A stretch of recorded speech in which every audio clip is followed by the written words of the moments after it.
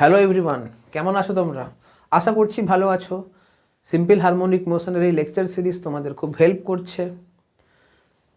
তোমাদের সিলেবাসে simple harmonic মোশনের যে দুটো অ্যাপ্লিকেশন ছিল তার মধ্যে first application spring block system নিয়ে আমরা অলরেডি আলোচনা করে ফেলেছি, যেখানে আমরা বেসিক লেভেল থেকে অ্যাডভান্স লেভেল পর্যন্ত সমস্ত ধরনের থিওরি থেকে শুরু করে সমস্ত ধরনের নিউমেরিক্যাল টাইপ নিয়ে আমরা ডিসকাস করেছি। যদি তোমরা সেই ভিডিও দেখে থাকো তাহলে আশা করছি তোমাদের যেই মেন লেভেলে বা নিট লেভেলে কোনো অঙ্ক আশা করছি তোমাদের আটকাবে না। এরপরেও যদি তোমাদের অঙ্ক আটকে থাকে তোমরা কমেন্ট সেকশানে জানাবে। তোমাদের কমেন্ট সেকশন থেকে যদি কোনো আমি ভালো অঙ্ক পাই তাহলে অবশ্যই সেই নিয়ে ভিডিও বানানোর চেষ্টা করব। আর যারা যারা ভিডিও এখনও দেখোনি তাদের জন্য ভিডিওর ডিসক্রিপশন বক্সে আমি এই লেকচার সিরিজের প্লেলিস্ট দিয়েছি, সেখান থেকে তোমরা কনসেপ্ট ভিডিও এবং বাদবাকি ভিডিওগুলো চেক আউট করতে পারো। আজকের ভিডিওতে আমরা সিম্পল হারমোনিক মোশনের সেকেন্ড যে অ্যাপ্লিকেশন রয়েছে সিম্পল পেন্ডুলাম সেটা নিয়ে আলোচনা করব। তবে চিন্তা করো না, এইখানে কিন্তু আমরা একটা ভিডিওর মধ্যেই সমস্ত আলোচনা শেষ করার চেষ্টা করব। তবে ভিডিও শুরু করার আগে আমার পরিচয়, আমি হলাম তোমাদের ফিজিক্স মেন্টর রাজেশ, আর আমি তোমাদের প্রত্যেককে ওয়েলকাম জানাচ্ছি তোমাদের এই চ্যানেল অপদার্থবিদে। সবথেকে প্রথমে যেটা বুঝতে হবে সিম্পল পেন্ডুলাম মানে কি। সিম্পল পেন্ডুলাম মানে হচ্ছে একটা ধরো একটা মাসকে যদি তুমি একটা স্ট্রিং দিয়ে যদি ঝুলিয়ে দাও, একটা মাসকে যদি স্প্রিং দিয়ে যদি ঝুলিয়ে দাও তাহলে সেই সিস্টেমটাকে বলা হচ্ছে সিম্পল পেন্ডুলাম। এরপর ধরো যে মাসটাকে ঝুলিয়েছো সেই মাসটাকে আমরা বলবো বব অফ সিম্পল পেন্ডুলাম, আর যে স্ট্রিংয়ের যে লেন্থ সেটাকে আমরা বলবো লেন্থ অফ পেন্ডুলাম। এবার ধরো তুমি যদি এখন এই পজিশনটা মানে কি, এই পজিশনে এমজি, এই ববের যে ওয়েট এমজি সেটা ডাউনওয়ার্ড ডাইরেকশনে কাজ করবে, আর এই এমজির জন্য এই স্ট্রিংয়ে একটা টেনশন পড়বে, সেই টেনশনটা আপওয়ার্ড ডাইরেকশনে কাজ করবে। আর তোমরা ভেক্টরে অলরেডি পড়ে এসেছো যে দুটো বলের ক্রিয়ায় যদি কোনো একটা বস্তু সাম্যাবস্থায় থাকে তাহলে বলটাকে অবশ্যই বিপরীত ডাইরেকশন বরাবর কাজ করতে হবে।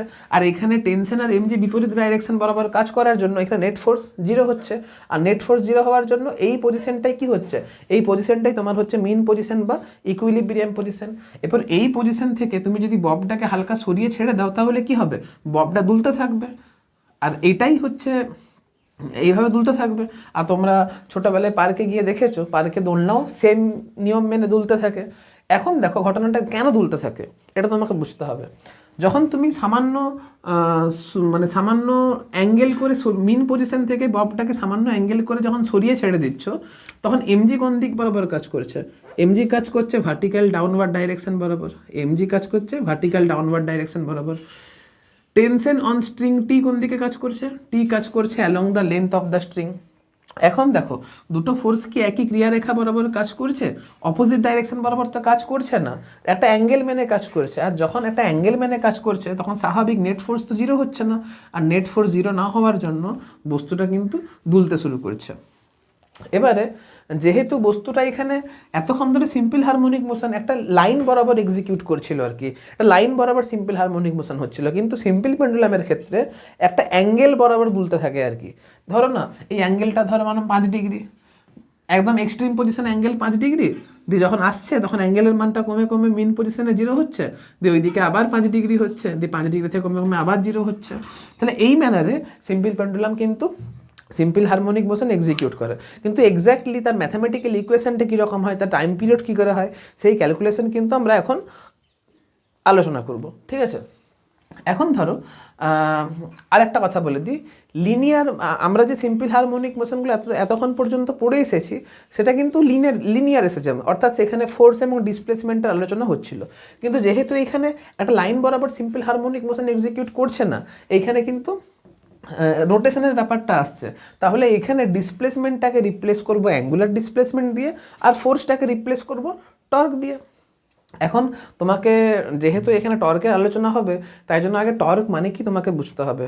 আর টর্ক ম্যাক্সিমাম ছেলেমেয়েদের অসুবিধা হয়, আর টর্ক অসুবিধা হওয়ার জন্য ম্যাক্সিমাম ছেলেমেয়েরা ক্লাস 12-এও কিন্তু ল্যাগ করে। তাই জন্য আমি সিম্পল পেন্ডুলাম পড়াবার আগে টর্ক মানে কি একটু হালকা করে রিক্যাপ করিয়ে দিচ্ছি। ধরো এটা হচ্ছে অরিজিন, ধরো এটা হচ্ছে অরিজিন, এর সাপেক্ষে কোনো একটা বস্তু, ধরো বস্তুটা এই পি পজিশনে আছে, আর এইখানে বস্তুটার উপরে একটা ফোর্স লেগেছে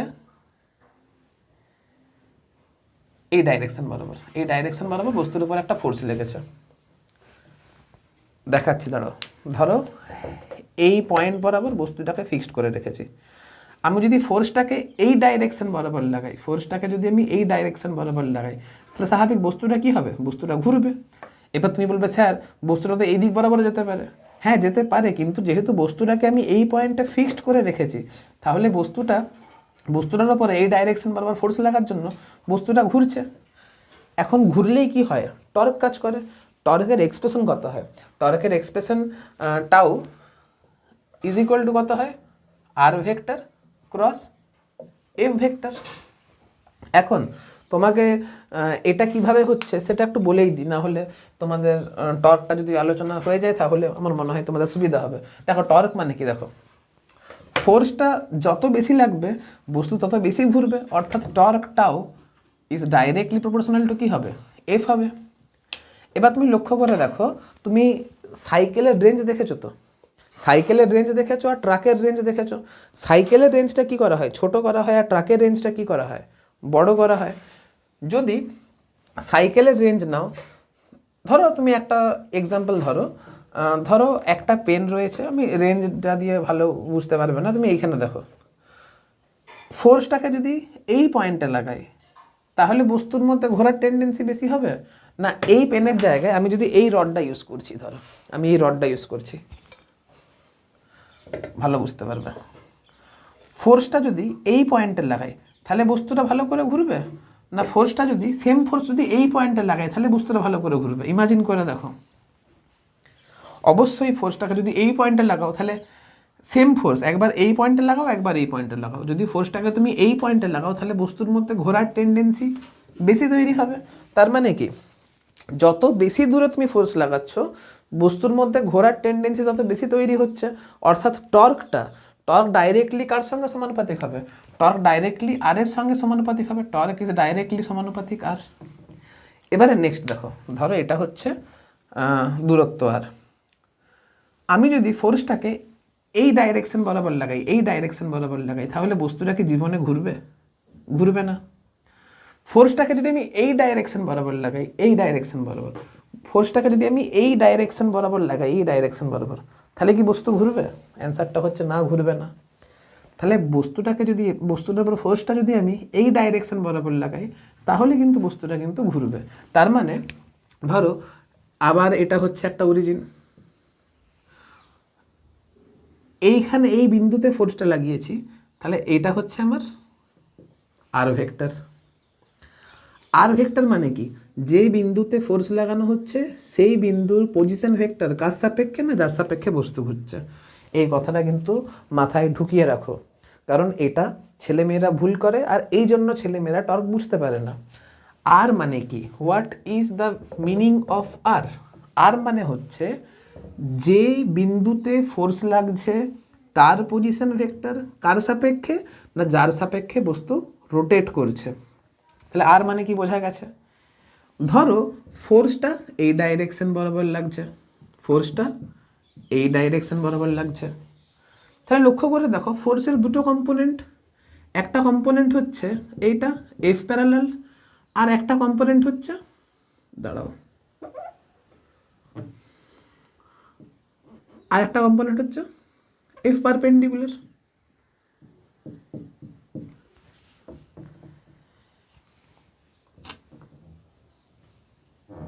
আর একটা কম্পোনেন্ট হচ্ছে এফ পারপেন্ডিকুলার। এফ প্যারালাল মানে কি? আর ভেক্টরের সঙ্গে ফোর্সের যে কম্পোনেন্টটা পারপেন্ডিকুলার সেটাকে বলছি এফ পারপেন্ডিকুলার, আর আর ভেক্টরের সঙ্গে ফোর্সের যে কম্পোনেন্টটা প্যারালাল সেটাকে বলছি এফ প্যারালাল। আমি একটু আগে ভালো করে বোঝালাম যে ফোর্সের এই কম্পোনেন্ট কোনো দিনই বস্তুকে ঘোরাতে পারবে না, কিন্তু ফোর্সের এই কম্পোনেন্ট ঘোরাবে। তার মানে কি, ফোর্সের কোন কম্পোনেন্টটা নেব? ফোর্সের যে কম্পোনেন্ট বস্তুকে ঘোরাবার জন্য দায়ী, অর্থাৎ পারপেন্ডিকুলার কম্পোনেন্ট। এটা আমি একটু ডিটেলসে বলে ফেললাম। আমি অ্যাকচুয়ালি এটা হচ্ছে 1 নম্বর সমীকরণ, এটা হচ্ছে 2 নম্বর সমীকরণ। ধরে নাও আর ভেক্টরের সঙ্গে ফোর্সটা থিটা কোণ করেছে, তাহলে কস থিটা কম্পোনেন্টের সঙ্গে সমানুপাতিক হচ্ছে না সাইন থিটা কম্পোনেন্টের সঙ্গে সমানুপাতিক হচ্ছে? তোমরা বলবে স্যার পারপেন্ডিকুলার কম্পোনেন্টের সঙ্গে সমানুপাতিক হচ্ছে, তাহলে অবশ্যই সাইন থিটার উপর দায়ী, কস থিটার উপর তো দায়ী নয়। তাহলে টর্ক টাও is equal to cos theta তো হবে না, সাইন থিটা হবে। তাহলে আমি সাইন থিটা লিখছি, টাও প্রপোর্শনাল টু সাইন থিটা।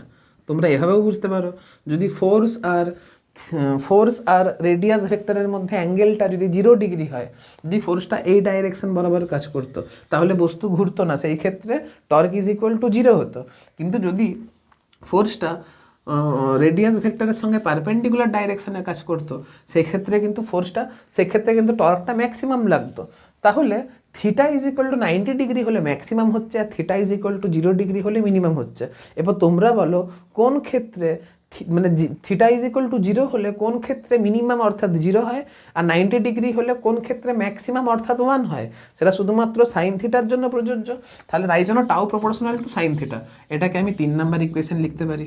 তাহলে 1 2 3 থেকে আমরা কি বলতে পারি? 1 2 3 থেকে বলতে পারি টাও ইজ ইকুয়াল টু কত হচ্ছে, r into F into sine theta. আর এই এফ সাইন থিটা মানে কি হচ্ছে? এফ সাইন থিটা মানেই তো এফ পারপেন্ডিকুলার হচ্ছে। তুমি এটাকে আর tau is equal to r into F পারপেন্ডিকুলারও বলতে পারো, বা tau is equal to r perpendicular into এফও বলতে পারো। এত ডিটেলসে আমি বললাম কারণ তোমাদের যাতে করে বুঝতে সুবিধা হয়। এটা আর বলছি না কারণ আমি তো রোটেশনাল মেকানিক্স পড়াচ্ছি না, আমি সিম্পল হারমোনিক মোশন পড়াচ্ছি, বাইরে বেরোলে ভিডিওর লেন্থ বড় হয়ে যাবে। ঠিক আছে, তোমরা এটা বুঝতে পেরেছো? ঠিক আছে, তাহলে টর্ক টাও ইজ ইকুয়াল টু আর, এবার এটাকে তুমি ভেক্টর ফর্মে আর ক্রস এফ এটা লিখতে পারো, এটাকেই ভেক্টর ফর্মে তুমি আর ক্রস এফ লিখতে পারো, তাই না? আরেকটা জিনিস রোটেশন ক্ষেত্রে বুঝতে হবে যে অ্যাঙ্গেলের ডাইরেকশনটা কোন সেন্সে হচ্ছে। সবসময় খেয়াল রাখবে যে রোটেশনাল মেকানিক্সে ক্লকওয়াইজ মানে কি হয়, ক্লক ওয়াইজ মানে কি হবে, অ্যান্টি ক্লকওয়াইজ মানে কি হবে? ক্লকওয়াইজ ডাইরেকশন মানে ক্রস ধরবো, আর অ্যান্টি ক্লকওয়াইজ ডাইরেকশন মানে ডট ধরবো। ক্লকওয়াইজ ডাইরেকশনে ক্রস ধরবো, আর ক্রস মানে কি? ক্রস মানে হচ্ছে অ্যাওয়ে ফ্রম অবজারভার, মানে আমি যদি অবজারভার হয় তাহলে আমার থেকে দূরের দিকে, আমার থেকে দূরের দিকে, আমার থেকে দূরের দিকে। এটা হচ্ছে কি করে? তুমি একটা বোতলের ঢাকনা নেবে, দিয়ে বোতলের ঢাকনাকে অ্যান্টি ক্রস দিকে মানে ক্লকওয়াইজ দিকে, মানে এরকম বোতলের ঢাকনা নেবে, দিয়ে ক্লকওয়াইজ দিকে ঘোরাবে, যদি এমনি এমনি করে ঘোরাও তাহলে কি হয়? বোতলের ঢাকনা টাইট হয়। টাইট হচ্ছে মানে কি? আলটিমেট বোতলের ঢাকনাটা অ্যাওয়ে ফ্রম অবজারভার, মানে আমার থেকে দূরের দিকে যাচ্ছে। আর তুমি যদি বোতলের ঢাকনাটাকে অ্যান্টি ক্লকওয়াইজ যদি ঘোরাও, এমনি এমনি করে ঘোরাও, তাহলে কি হয়? বোতলের ঢাকনা খুলতে থাকে, মানে আমার দিকে ডাইরেকশনটা হচ্ছে। তাহলে সেই ক্ষেত্রে এটা হচ্ছে toward the observer. Anti clockwise মানে ডট মানে টুয়ার্ড দ্য অবজারভার, ক্লকওয়াইজ মানে ক্রস মানে অ্যাওয়ে ফ্রম অবজারভার। খাতায় যেন নোট ডাউন অলরেডি হয়ে যায়, ঠিক আছে? তাহলে এই সমস্ত আলোচনা নিয়ে আমরা এখানে আমরা অ্যাপ্লাই করব। দেখো, আমি বস্তুটাকে হালকা ডিসপ্লেসমেন্ট করেছি, অর্থাৎ থিটাটা আমি কোন দিকে ঘুরিয়েছি? এখানে থিটা এর ডাইরেকশন কি? থিটা আমি নিয়েছি অ্যান্টি ক্লকওয়াইজ দিকে, আর অ্যান্টি ক্লকওয়াইজ মানে কি? ডাইরেকশন হচ্ছে ডট। এবারে টর্কের ডাইরেকশন বের করতে গেলে আমাকে আর থেকে এফ এর দিকে যেতে হবে, অর্থাৎ এইখানে কি হচ্ছিল? আর কোন দিক কাজ করছে? আর কাজ করছিল এই দিক বরাবর, এফ কাজ করছে এই দিক বরাবর। আর থেকে এফ এর দিকে যাচ্ছি, মানে কি? আমি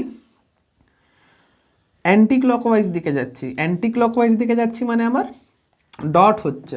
তাহলে এইখানে যে আলোচনাটা করলাম, সেখানে টর্কের ডাইরেকশন টাউ এর ডাইরেকশন কি হলো? ডট হলো। এটা খেয়াল থাকে যেন। এবার দেখো, এইখানে এই যে সিম্পল পেন্ডুলামের ক্ষেত্রে ফোর্স কোন পয়েন্টে লেগেছে? ফোর্স তো এই পয়েন্টে লেগেছে। আর এই পয়েন্টের আমাকে অবস্থান ভেক্টর বা পজিশন ভেক্টর বের করতে হবে। কার সাপেক্ষে? না, যার সাপেক্ষে বস্তুটা ঘুরছে। এখানে বস্তুটা ঘুরছে, এই পয়েন্টটাকে ফিক্সড করা হয়েছে। এইটাকে পেন্ডুলামের ক্ষেত্রে পয়েন্ট অফ সাসপেনশন বলা হয়, যেটাকে আমি ও দিয়ে প্রকাশ করছি। যে বিন্দুর সাপেক্ষে পেন্ডুলাম ঘুরছে সেই বিন্দুটাকে বলা হচ্ছে পয়েন্ট অফ সাসপেনশন, যেটাকে আমি ও বিন্দু দিয়ে প্রকাশ করছি। এখন দেখো এই পয়েন্ট মানে পয়েন্ট অফ অ্যাপ্লিকেশন অফ ফোর্সের রেডিয়াস ভেক্টর কোন দিকে, মানে এখে অরিজিন ধরে এর রেডিয়াস ভেক্টর নিতে হবে। আমি আর এর ভেক্টরের সময় বারবার ধরে বললাম যে বিন্দুর সাপেক্ষে বস্তুটা ঘুরছে তাকে অবস্থান ভেক্টর ধরে, তাকে অরিজিন ধরে যে বিন্দুতে ফোর্স লাগানো হয়েছে তার অবস্থান ভেক্টর। তাহলে যার সাপেক্ষে বস্তুটা ঘুরছে তাকে অবস্থান ভেক্টর, যে বিন্দুর সাপেক্ষে বস্তুটা ঘুরছে তাকে অরিজিন ধরে যে বিন্দুতে ফোর্স লাগছে তার অবস্থান ভেক্টর। যে বিন্দুর সাপেক্ষে বস্তুটা ঘুরছে তাকে অরিজিন ধরে, যে বিন্দুর সাপেক্ষে বস্তুটা ঘুরছে তাকে অরিজিন ধরে যেখানে ফোর্স লাগছে তার অবস্থান ভেক্টর। মানে আর ভেক্টর কোন দিকে কাজ করছে, আর ভেক্টর কাজ করছে এই ডাইরেকশন বরাবর, আর ভেক্টর কাজ করছে এই ডাইরেকশন বরাবর। আমি ছবিতে আরেকবার দেখে বোঝাচ্ছি, দেখো এই বিন্দুর সাপেক্ষে বস্তুটা ঘুরছিল একে অবস্থান ভেক্টর ধরে, যে বিন্দুতে ফোর্স লাগছে তার রেডিয়াস ভেক্টর মানে আর কাজ করছে এই ডাইরেকশন বরাবর। এফ কোন দিকে কাজ করছে, এফ কাজ করছে ভার্টিক্যাল ডাউনওয়ার্ড দিকে মানে এই দিক বরাবর। দেখো এবার এমজির দেখো দুটো কম্পোনেন্ট, একটা কম্পোনেন্ট হচ্ছে আর এর সঙ্গে প্যারালাল, আর একটা কম্পোনেন্ট হচ্ছে আর এর সঙ্গে পারপেন্ডিকুলার। এটাকে লিখতে পারি এফ প্যারালাল, এটাকে লিখতে পারি এফ পারপেন্ডিকুলার।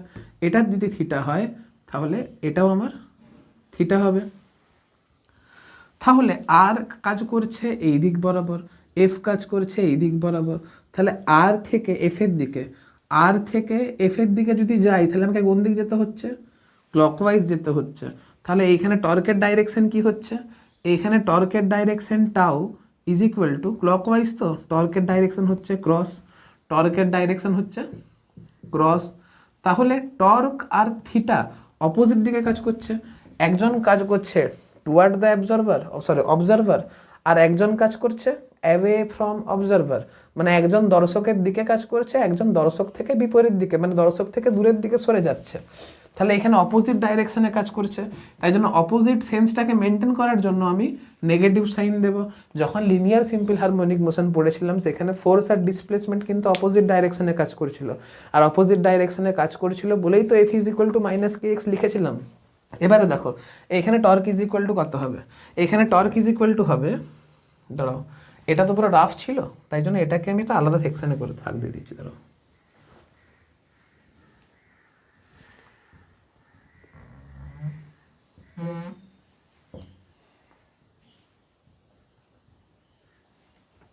এটা কিন্তু তোমার টর্কের আলোচনা। হ্যাঁ, এখানে torque tau is equal to কত হচ্ছে, এফ পারপেন্ডিকুলার ইন্টু আর, আর মানে কি length of simple pendulum. F perpendicular মানে কত হচ্ছে M into G into sine theta into আর মানে কত এল। আর সিম্পল হারমোনিক মোশন যখন পড়ানো হয়েছিল তখন আমি বলে দিয়েছিলাম যে সিম্পল হারমোনিক মোশন এক্সিকিউট করতে গেলে ডিসপ্লেসমেন্টের ভ্যালু খুব ছোট হতে হবে, অর্থাৎ এই ক্ষেত্রে অ্যাঙ্গুলার ডিসপ্লেসমেন্টের ভ্যালু খুব ছোট হতে হবে। থিটা যদি খুব ছোট হয় তাহলে থিটা ইজ ইকুয়াল টু আমি কি লিখতে পারি, সাইন থিটা লিখতে পারি। তাই জন্য এইখানে যে সাইন থিটা লিখেছি সেখানে আমি কিন্তু এটাকে M into G into L into sine থিটাকে সাইন থিটা না লিখে আমি থিটা লিখব।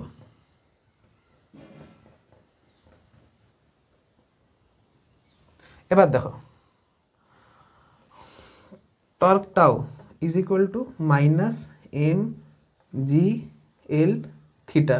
মাইনাস সাইন কেন আলোচনা আমি করে দিয়েছি, টর্ক আর থিটা অপোজিট দিকে কাজ করেছে বলে। এবারে কোনো একটা পয়েন্ট মাস যদি কোনো একটা বিন্দুর চারিদিকে ঘুরতে থাকে তাহলে সেই ক্ষেত্রে টর্কের এক্সপ্রেশন কত হয়, এম আর স্কোয়ার হয়। এখানে এমটা হচ্ছে mass of the bob of pendulum আর আরটা কত হচ্ছে রেডিয়াস অফ সার্কুলার পাথ, অর্থাৎ এই ববটা যে সার্কুলার পাথ বরাবর যে সিম্পল হারমোনিক মোশন এক্সিকিউট করছে তার রেডিয়াসটা কত হচ্ছে লেন্থ অফ দ্য স্ট্রিং হচ্ছে। তাহলে টর্কের জায়গায় কি বসবে এম ইন্টু এল স্কোয়ার বসবে। তার আগে বলে দিই torque is equal two actually কত হয় আই আলফা হয়, আয়ের জায়গায় কত বসবে এম এল স্কোয়ার বসবে, আর আলফাটাকে আলফাই লিখলাম ইজ ইকুয়াল টু কত হচ্ছে minus of M G L into theta. তাহলে এখান থেকে পরিষ্কার দেখতে পাচ্ছি আলফা ইজ ইকুয়াল টু কত হচ্ছে minus of G by L into theta হচ্ছে। এবারে আমি আলফাকে কি লিখতে পারি, আলফাকে লিখতে পারি, যেমন অ্যাক্সিলারেশনকে লিখি d2x/dt2, ঠিক সেরকম আলফা অ্যাঙ্গুলার অ্যাক্সিলারেশনকে লিখব d2θ/dt2। এটা এদিকে এলে প্লাস হয়ে আসবে, plus g/l into theta is equal to 0। ওইখানে যেমন k/l কে ওমেগা স্কোয়ার লিখছিলাম, এখানে g/l কে ওমেগা স্কোয়ার লিখব।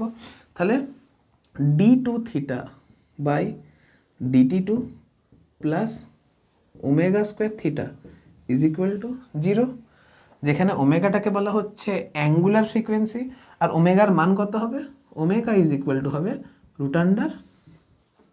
√g/l। ঠিক আছে, যেখানে ওমেগা ইজ ইকুয়াল টু কত হবে,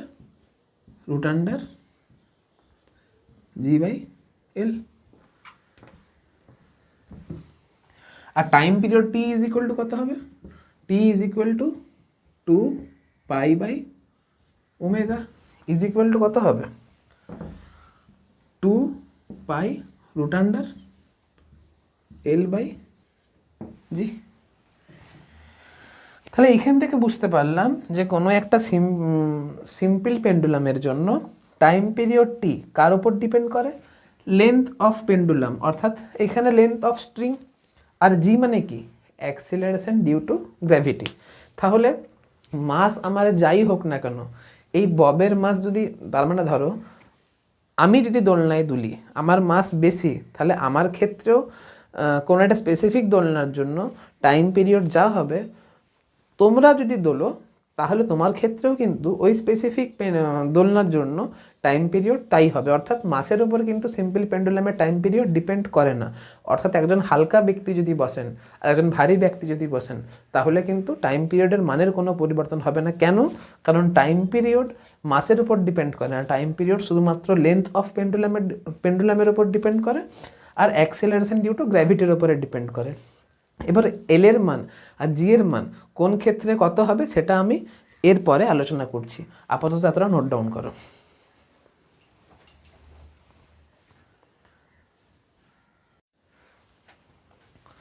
তো দেখো, আমরা এটা তো বুঝতে পারলাম যে টাইম পিরিয়ডটি শুধুমাত্র লেন্থ অফ পেন্ডুলাম আর গ্র্যাভিটির উপরে ডিপেন্ড করে, অর্থাৎ টি ইজ ইকুয়াল টু, অর্থাৎ time period T is equal to 2π√L/g হয়। এখান থেকে পরিষ্কার বুঝতে পারছি time period T is proportional to √L হবে, আর time period T is proportional to 1/√g হবে। এখন আগে আমরা টি প্রপোর্শনাল টু √L দিয়ে যা যা নিউমেরিক্যাল হয়, যা যা ডিসকাশন হয়, আগে সেটা নিয়ে আমরা ডিসকাস করব। তো দেখো, এখানে এল মানে কি, এল মানে হচ্ছে লেন্থ অফ পেন্ডুলাম বা লেন্থ অফ স্ট্রিং। আমরা যে সিম্পল পেন্ডুলামের ডিসকাশন করেছিলাম সেখানে বব অফ পেন্ডুলাম মানে একটা মানে বব অফ পেন্ডুলামকে একটা পয়েন্ট মাস হিসাবে রিপ্রেজেন্ট করা হয়েছিল, অর্থাৎ সেখানে মাসটা কিন্তু একটা পয়েন্ট মাস ছিল। কিন্তু যদি মাসটা পয়েন্ট মাস না হয়, যদি একটা বড় মাস হয়, অর্থাৎ যদি এই ববের ডাইমেনশন নেগলিজিবল না হয়, আমরা পয়েন্ট মাস নিয়ে আমরা এখানে কি করেছিলাম, এখানে যে বব ছিল সেটা একটা বিন্দু ভরের বব ছিল, বিন্দু ভরের বব ছিল, অর্থাৎ বিন্দু ভর মানে কি, এটাই তার সেন্টার অফ মাস। সেই ক্ষেত্রে লেন্থ অফ স্ট্রিংটাকেই আমি তোমার পেন্ডুলামের লেন্থ হিসাবে ট্রিট করেছিলাম। কেন? কারণ সেখানে radius of bob r is much much less than length of string ছিল। কিন্তু এই বস্তুটার ক্ষেত্রে radius much much less than L নয়, রেডিয়াস এর সঙ্গে লেন্থটা কম্পেয়ারেবল, তাই না? এখানে আমি রেডিয়াসটাকে নেগলেক্ট করতে পারি না। তাহলে এই ক্ষেত্রে তোমার লেন্থ অফ পেন্ডুলামটা কত নেব? তাহলে তুমি বলো, যদি এই বড় মাসটাকে একটা মানে একটা পয়েন্ট মাস দিয়ে রিপ্লেস করতে হতো, তাহলে সমস্ত মাসটা তার সেন্টারে আছে বলে আমি ধরে নিতে পারতাম, সেটাই তো সেন্টার অফ মাসের কনসেপ্ট। যদি একটা বিস্তীর্ণ বস্তুকে, যদি একটা রিজিড বডিকে একটা সিঙ্গেল পয়েন্ট মাস দিয়ে রিপ্লেস করতে হয়, তাহলে পুরো মাসটা তার সেন্টারে, তার জিওমেট্রিক সেন্টারে কেন্দ্রীভূত আছে বলে ধরে নেব, যদি সেটা জিওমেট্রিক শেপের একটা সিমেট্রিক বডি হয়। অর্থাৎ এখানে যদি এটাকে যদি পয়েন্ট মাস দিয়ে রিপ্লেস করতাম, তাহলে এই পয়েন্ট মাসটাকে আমি এইখানে আছে বলে কনসিডার করতাম, যেটা কিনা এই বিস্তীর্ণ বস্তু বা রিজিড বডির সেন্টার অফ মাস। তাহলে সেই ক্ষেত্রে length of pendulum is equal two length of string তো হতোই, তার সঙ্গে সঙ্গে রেডিয়াস অফ স্ফিয়ারটাও হতো। তার মানে এখানে effective length L effective is equal to radius of bob plus length of স্ট্রিংও হতো। অর্থাৎ এইখানে টাইম পিরিয়ডটি is directly proportional to effective লেন্থের সঙ্গে সমানুপাতিক হতো, নাকি লেন্থ অফ স্ট্রিংয়ের সঙ্গে সমানুপাতিক হতো। তাহলে বুঝতে পেরেছো, যখন বস্তুটা অনেক বড় হবে তখন কিন্তু টি প্রপোর্শনাল টু স্ট্রিং লেন্থ, মানে টি প্রপোর্শনাল টু রুট আন্ডার এল, যেখানে এলটা লেন্থ অফ স্ট্রিং কিন্তু নয়, সেখানে এলটা এফেক্টিভ লেন্থ হয়ে যাবে, যেখানে effective length of the pendulum is equal two length of string plus radius of Bob. এটা কিন্তু তোমরা খেয়াল রাখবে, ঠিক আছে। এবারে এখান থেকে একটা প্রশ্ন আসে, প্রশ্নটা কি, দাঁড়াও আগে তোমরা নোট ডাউনটা দিয়ে প্রশ্নটা বলছি। দাঁড়াও, এখানে দেখো প্রশ্নটা বলেছে, a boy is swinging on the swing in the sitting position. তুমি যখন দোলনায় দোল খাচ্ছ তখন তুমি বসেছিলে। What shall be effect on the frequency of oscillation if he stand up. এখানে ফ্রিকোয়েন্সি অফ অসিলেশনটা কীরকম পরিবর্তন হবে যদি সে দাঁড়িয়ে যায়। এখানে ফ্রিকোয়েন্সি চেয়েছে, আমি কিন্তু ফ্রিকোয়েন্সি দিয়ে আলোচনা করব না, আমি টাইম পিরিয়ড দিয়ে আলোচনা করব। টাইম পিরিয়ড বাড়লে ফ্রিকোয়েন্সি কমবে, আর টাইম পিরিয়ড কমলে ফ্রিকোয়েন্সি বাড়বে, তোমরা নিজেরা আলোচনা করে নিতে পারবে। দেখো, যখন তুমি বসেছিলে তখন সেন্টার অফ মাস নিচে ছিল। তুমি এক কাজ করো, এই স্ফিয়ারটাকে দোলনা দিয়ে রিপ্লেস করো, তাহলে এটা হচ্ছে দোলনা।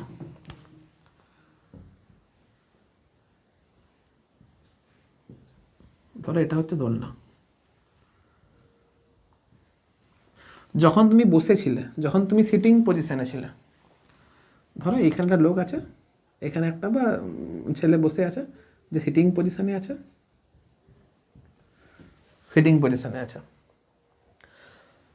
যখন সে বসে আছে তখন ধরে নিচ্ছি তার লেন্থটা হচ্ছে L1, লেন্থটা না, সেন্টার অফ মাস নিচে আছে, এবং সেই ক্ষেত্রে মানে পেন্ডুলামের যে এফেক্টিভ লেন্থ সেটা হচ্ছে L1। যখন আমি বসে আছি তখন আমার সিস্টেমের সেন্টার অফ মাস তুলনামূলক নিচে রয়েছে, এবং সেই ক্ষেত্রে effective length of pendulum is equal two L1। দিয়ে হঠাৎ করে ছেলেটা কি করলো, ছেলেটা দাঁড়িয়ে গেল। যদি ছেলেটা দাঁড়িয়ে যায় তাহলে সিস্টেমের সেন্টার অফ মাসটা এখন তুলনামূলক উপরের দিকে উঠে গেল। ইনিশিয়ালি L1টা কোনটা ছিল, এটা ছিল L1। এখন ফাইনালি যেহেতু উঠে গেছে, তাহলে এফেক্টিভ লেন্থ অফ পেন্ডুলাম কোনটা হবে, এটা হচ্ছে আমার, দাঁড়াও, তাহলে এই ক্ষেত্রে এফেক্টিভ লেন্থ অফ পেন্ডুলাম এটা হবে, এটা হচ্ছে L2, এটা হচ্ছে L1। আর যদি দাঁড়িয়ে যায় সে, তাহলে এফেক্টিভ লেন্থ অফ পেন্ডুলাম ধরলাম L2। আর ছবি থেকে তুমি পরিষ্কার বুঝতে পারছো যে L2-র মানটা ছোট L1-এর থেকে। আর যেহেতু আমি দেখছি যে টাইম পিরিয়ডটি is proportional to root under L effective, তাহলে যেহেতু এখানে লেন্থ দাঁড়িয়ে গেলে লেন্থটা ছোট হয়ে যাচ্ছে, অর্থাৎ এফেক্টিভ লেন্থ ছোট হয়ে যাওয়ার জন্য টাইম পিরিয়ড কি হচ্ছে, টাইম পিরিয়ড ডিক্রিজ করছে। আর টাইম পিরিয়ড যদি ডিক্রিজ করে তাহলে frequency of oscillation F increase করবে। খুব সহজ জিনিস। তাই জন্য তুমি যদি কখনো একটু যদি ফিট হয়ে থাকো তাহলে একবার দোলনায় এই কাজটা করে দেখবে। যদি তুমি দাঁড়িয়ে যাও তাহলে তোমার টাইম পিরিয়ডটা কি হয়ে যাবে, কমে যাবে, আর ফ্রিকোয়েন্সিটা বেড়ে যাবে। চলো এতটা নোট ডাউন করো, দিয়ে এই কনসেপ্টেই আরেকটা অঙ্ক করাচ্ছি।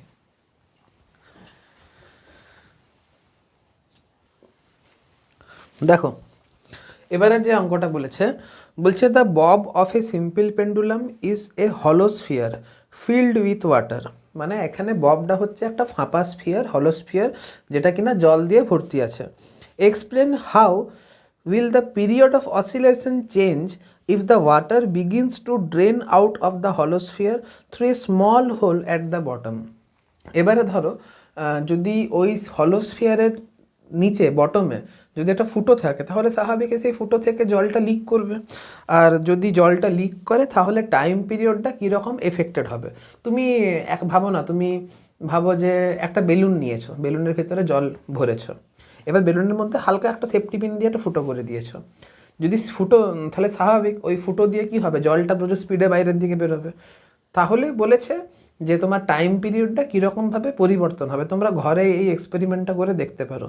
আমার পক্ষে এখানে এক্সপেরিমেন্টটা করে দেখানো পসিবল নয়। যদি আস্তে আস্তে পরবর্তীকালে যদি এক্সপেরিমেন্টে যাওয়া পসিবল হয়, আমি তাহলে অবশ্যই চ্যানেলে এক্সপেরিমেন্টের ভিডিও নিয়ে আসবো, ঠিক আছে। আপাতত তোমরা একটা ঘরে এক্সপেরিমেন্ট করে দেখতে পারো। তাহলে আমি আগে এখানে থিওরিটিক্যালি এক্সপ্লেন করছি ব্যাপারটা হবে কি, তোমরা আগে চেষ্টা করতেই পারো। তো আমার ইচ্ছা তোমরা আগে চেষ্টা করো, তারপরে অঙ্কটা আমি তোমাদের, তারপরে তুমি ভিডিওটা আগে পজ করে চেষ্টা করো, তারপরে তুমি অঙ্কটা দেখবে আর কি। চলো আমি অঙ্কটা করছি। বলছে ধরো এটা হচ্ছে একটা পেন্ডুলাম, এটা হচ্ছে একটা পেন্ডুলাম, হলো স্ফিয়ার আছে, এরপর নিচে একটা ফুটো হয়েছে। আগে কি ছিল, জল ভর্তি ছিল, আর একটা পেন্ডুলাম আঁকলাম,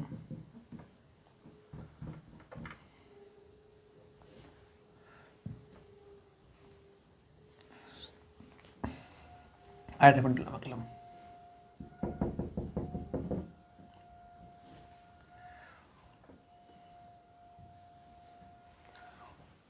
সেম লেভেলে হয়েছে তো, মোটামুটি সেম লেভেলেই আছে।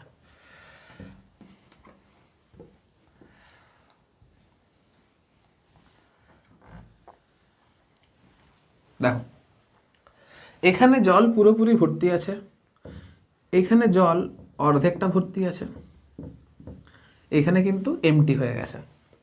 লক্ষ্য করে দেখো এইখানে এফেক্টিভ লেন্থ কি আছে, এটা, এখানে এটা হচ্ছে এফেক্টিভ লেন্থ। যেহেতু জল নিচের দিক, জলের লেভেলটা নিচের দিকে নামছে, আর আমি জানি যে সেন্টার অফ মাস কোথায় থাকে, যেখানে বেশি মাস থাকে সেন্টার অফ মাস সেই দিক বরাবর শিফট করে। যেহেতু বেশি মাস এখন নিচের দিকে রয়েছে, তাহলে সেন্টার অফ মাস এখন নিচের দিকে শিফট করবে। দেখতে পাচ্ছ, সেন্টার অফ মাস এখন আস্তে আস্তে নিচের দিকে নামছে।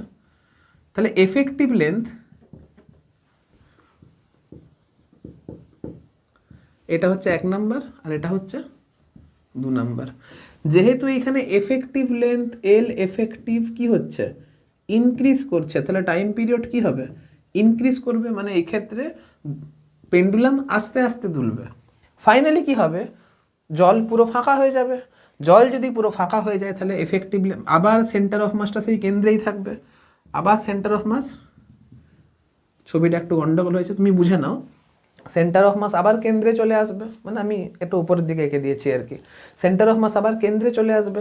সেন্টার অফ মাস যদি আবার মানে ওই স্ফিয়ারের কেন্দ্রে যদি চলে আসে, তাহলে এল এফেক্টিভ আবার সমান হয়ে যাবে, মানে আগের অবস্থানের সঙ্গে আবার সমান হয়ে যাবে। মানে আগের, মানে একদম ইনিশিয়ালি এফেক্টিভ লেন্থ যত ছিল, ফাইনালিও এফেক্টিভ লেন্থ ততটাই হয়ে যাবে। অর্থাৎ যদি, মানে কি হচ্ছে, যখন জল লিক করছে তত সেন্টার অফ মাস নিচের দিকে নামছে।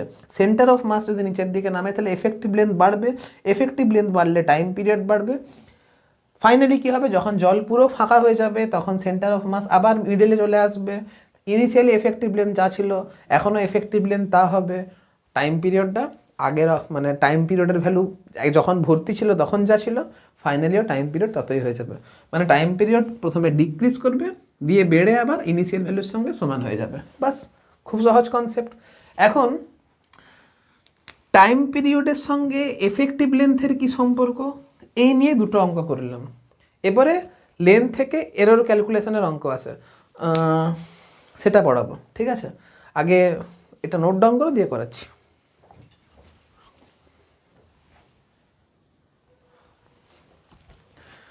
নেক্সট অঙ্কটা করবে তোমরা, আমি কিন্তু অঙ্ক করবো না, সলিউশনও করবো না, তোমরা নিজেরাই করবে। What is the change in the time period of simple pendulum if its length is increase by 300%? Length 300% increase করা হয়েছে, টাইম পিরিয়ড কত হবে?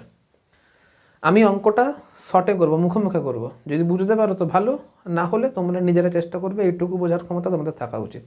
দেখো time period T is directly proportional to root under L. Length 300% বেড়েছে, 300% বেড়েছে মানে কি, এখন লেন্থ 4 গুণ হয়ে গেছে। লেন্থ যদি 4 গুণ হয় তাহলে টাইম পিরিয়ড রুট আন্ডার 4 অর্থাৎ টাইম পিরিয়ড দুগুণ বেড়েছে, টাইম পিরিয়ড দুগুণ বেড়েছে। আর টাইম পিরিয়ড যদি দুগুণ বাড়ে তাহলে টাইম পিরিয়ড কত পার্সেন্ট চেঞ্জ হয়েছে? অবশ্যই 100% চেঞ্জ হয়েছে। বুঝতে পেরেছ? যদি বুঝতে না পারো তাহলে দেখাচ্ছি, বড় করে না, বড় করে তোমরা করবে, আমি শর্টেই দেখাচ্ছি। চেঞ্জ মানে কত? Final to T initial final minus initial মানে চেঞ্জ বাই ইনিশিয়াল ইন্টু 100, তাহলে T by T into 100 is equal to 100% change হয়েছে। সহজ অঙ্ক। যদি বড় করে করতে হয় তোমরা নিজেরা করবে, আমি করাবো না। চলো নোট ডাউন করে দিই, নেক্সট করাচ্ছি।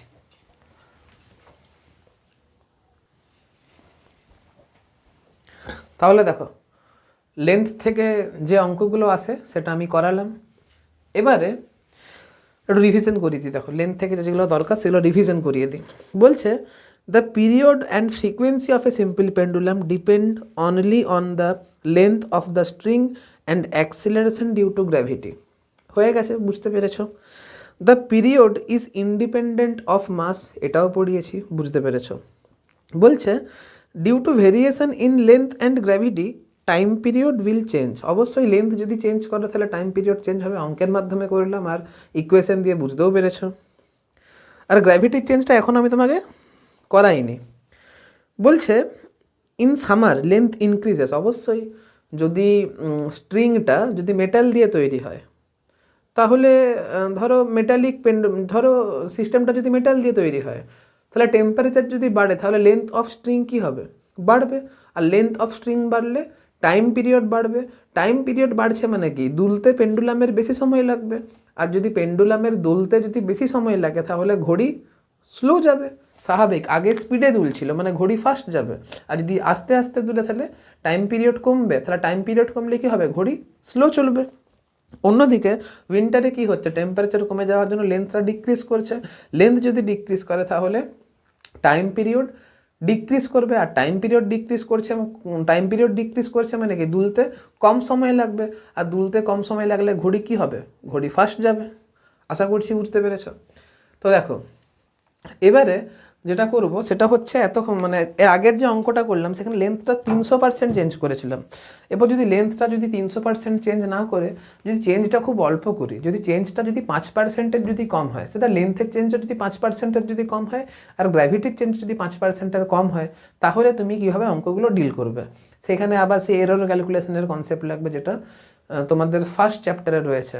জেনারেলি ফার্স্ট চ্যাপ্টারে আমি মানে প্রথমে 11-এর প্রথমে আমি এরর ক্যালকুলেশন করাই না, লাস্টের দিকে করাই, কারণ প্রথম দিকে খুব বোরিং লাগে, তাই জন্য ছেলেমেয়েরা ভালো বুঝতেও পারে না। যদি প্রথমেই যদি পড়িয়ে দিই তাহলে ফিজিক্স সম্পর্কে আর ফিজিক্সটা পড়তে ভালো লাগবে না।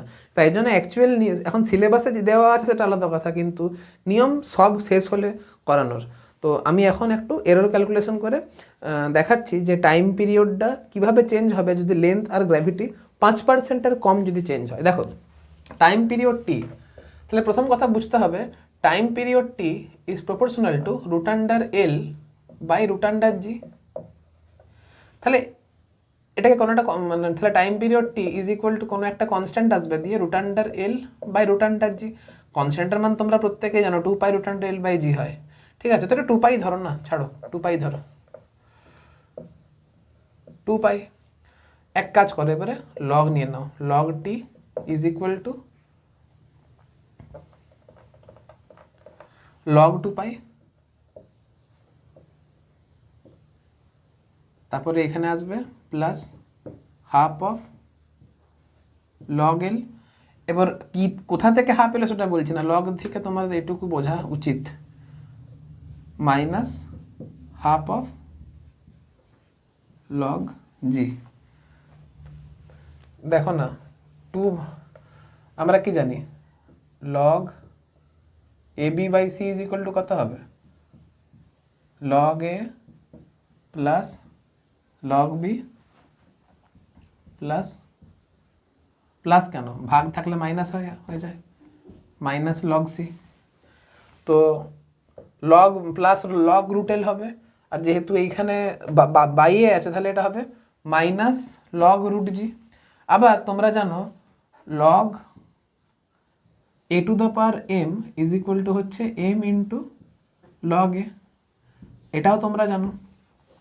তাহলে ওই কনসেপ্ট লাগে লগ রুট এল মানে হাফ লগ এল, আর রুট জিটা যদি উপরে তুলি তাহলে কত হচ্ছে g to the power minus half, তাহলে এটা হচ্ছে মাইনাস হাফ লগ জি। তো এইখান থেকে এটা কি করে হচ্ছে লগে তোমরা পড়েছো, যাদের অঙ্ক নেই তার জন্য একটু হালকা করে বলে দিলাম। এবারে তুমি যদি ডেরিভেটিভ করো তাহলে লগের ডেরিভেটিভ কত হয় ডিটি বাই টি, এটা তো কনস্ট্যান্ট তাহলে জিরো আসবে, এটা কত আসবে half into DL by L, এটা আসবে minus of half dg by g. এবার তুমি এক কাজ করো ডিটি বাই টি ইন্টু 100 করো, তাহলে এটা হচ্ছে half into DL by L into 100 minus half into D G by G into 100। তাহলে টিটা কত পার্সেন্ট চেঞ্জ হচ্ছে সেটা ইজ ইকুয়াল টু হচ্ছে হাফ ইন্টু এলটা কত পার্সেন্ট চেঞ্জ হচ্ছে মাইনাস হাফ ইন্টু জিটা কত পার্সেন্ট চেঞ্জ হচ্ছে, এটাই সূত্র। বুঝতে পেরেছো? একটা অঙ্ক করালেই ব্যাপারটা ক্লিয়ার হয়ে যাবে। এটা তো ডেরিভেটিভের কনসেপ্ট, এটা বোঝার তো কিছু নেই। আর প্রত্যেকেই জানো চেঞ্জ বাই ইনিশিয়াল ইন্টু 100 মানে শতকরা পরিবর্তন, ডিটি মানে কি চেঞ্জ বাই ইনিশিয়াল ইন্টু 100 মানে শতকরা পরিবর্তন। এবারে ডেরিভেটিভের কনসেপ্ট কখন লাগবে? ডেরিভেটিভের কনসেপ্ট তখনই লাগে যখন limit of delta T tends to 0 হয়।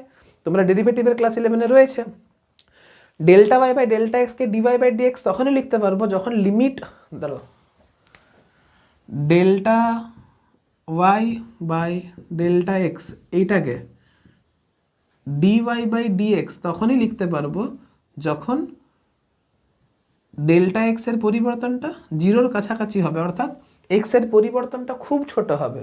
ঠিক সেরকম এটা থেকে এটা কীভাবে লিখতে পেরেছি ডেরিভেটিভের কনসেপ্ট ইউজ করে। আর ডেরিভেটিভের কনসেপ্ট আমরা তখনই লাগাতে পারি যখন চেঞ্জটা খুব অল্প হয়। তাই জন্য লিখেছি যে চেঞ্জ যদি 5% বা তার থেকে কম হয় তাহলেই শুধুমাত্র এই কনসেপ্ট আমরা লাগাতে পারবো। একটা অঙ্ক করাই তাহলে তোমাদের ব্যাপারটা ক্লিয়ার হবে। আগে তোমরা এটা নোট ডাউন করো।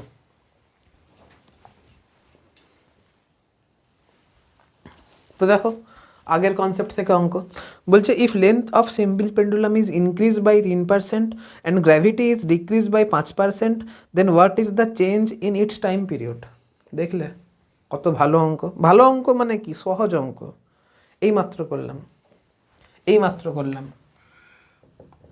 টি কত পার্সেন্ট চেঞ্জ হচ্ছে ইজ ইকুয়াল টু হচ্ছে হাফ ইন্টু লেন্থ কত পার্সেন্ট চেঞ্জ হচ্ছে মাইনাস হাফ ইন্টু জি কত পার্সেন্ট চেঞ্জ হচ্ছে। মান বসাবে অ্যান্সার, আমি অ্যান্সারটা বলে দিচ্ছি দাঁড়াও।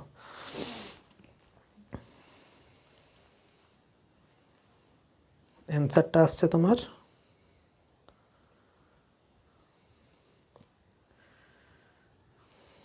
অ্যান্সারটা আছে 4%। নিজেরা বের করবে কি করে হচ্ছে। চলো নোট ডাউন করো।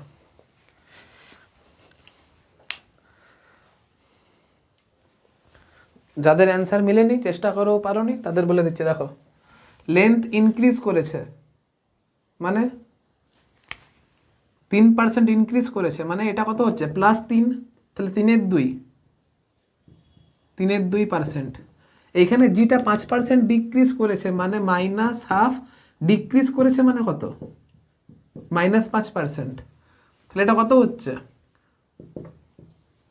3/2 প্লাস মাইনাসে মাইনাসে প্লাস 5/2%, 5/3 কত হচ্ছে 8/2% মানে কত হচ্ছে 4% অ্যান্সার। চলো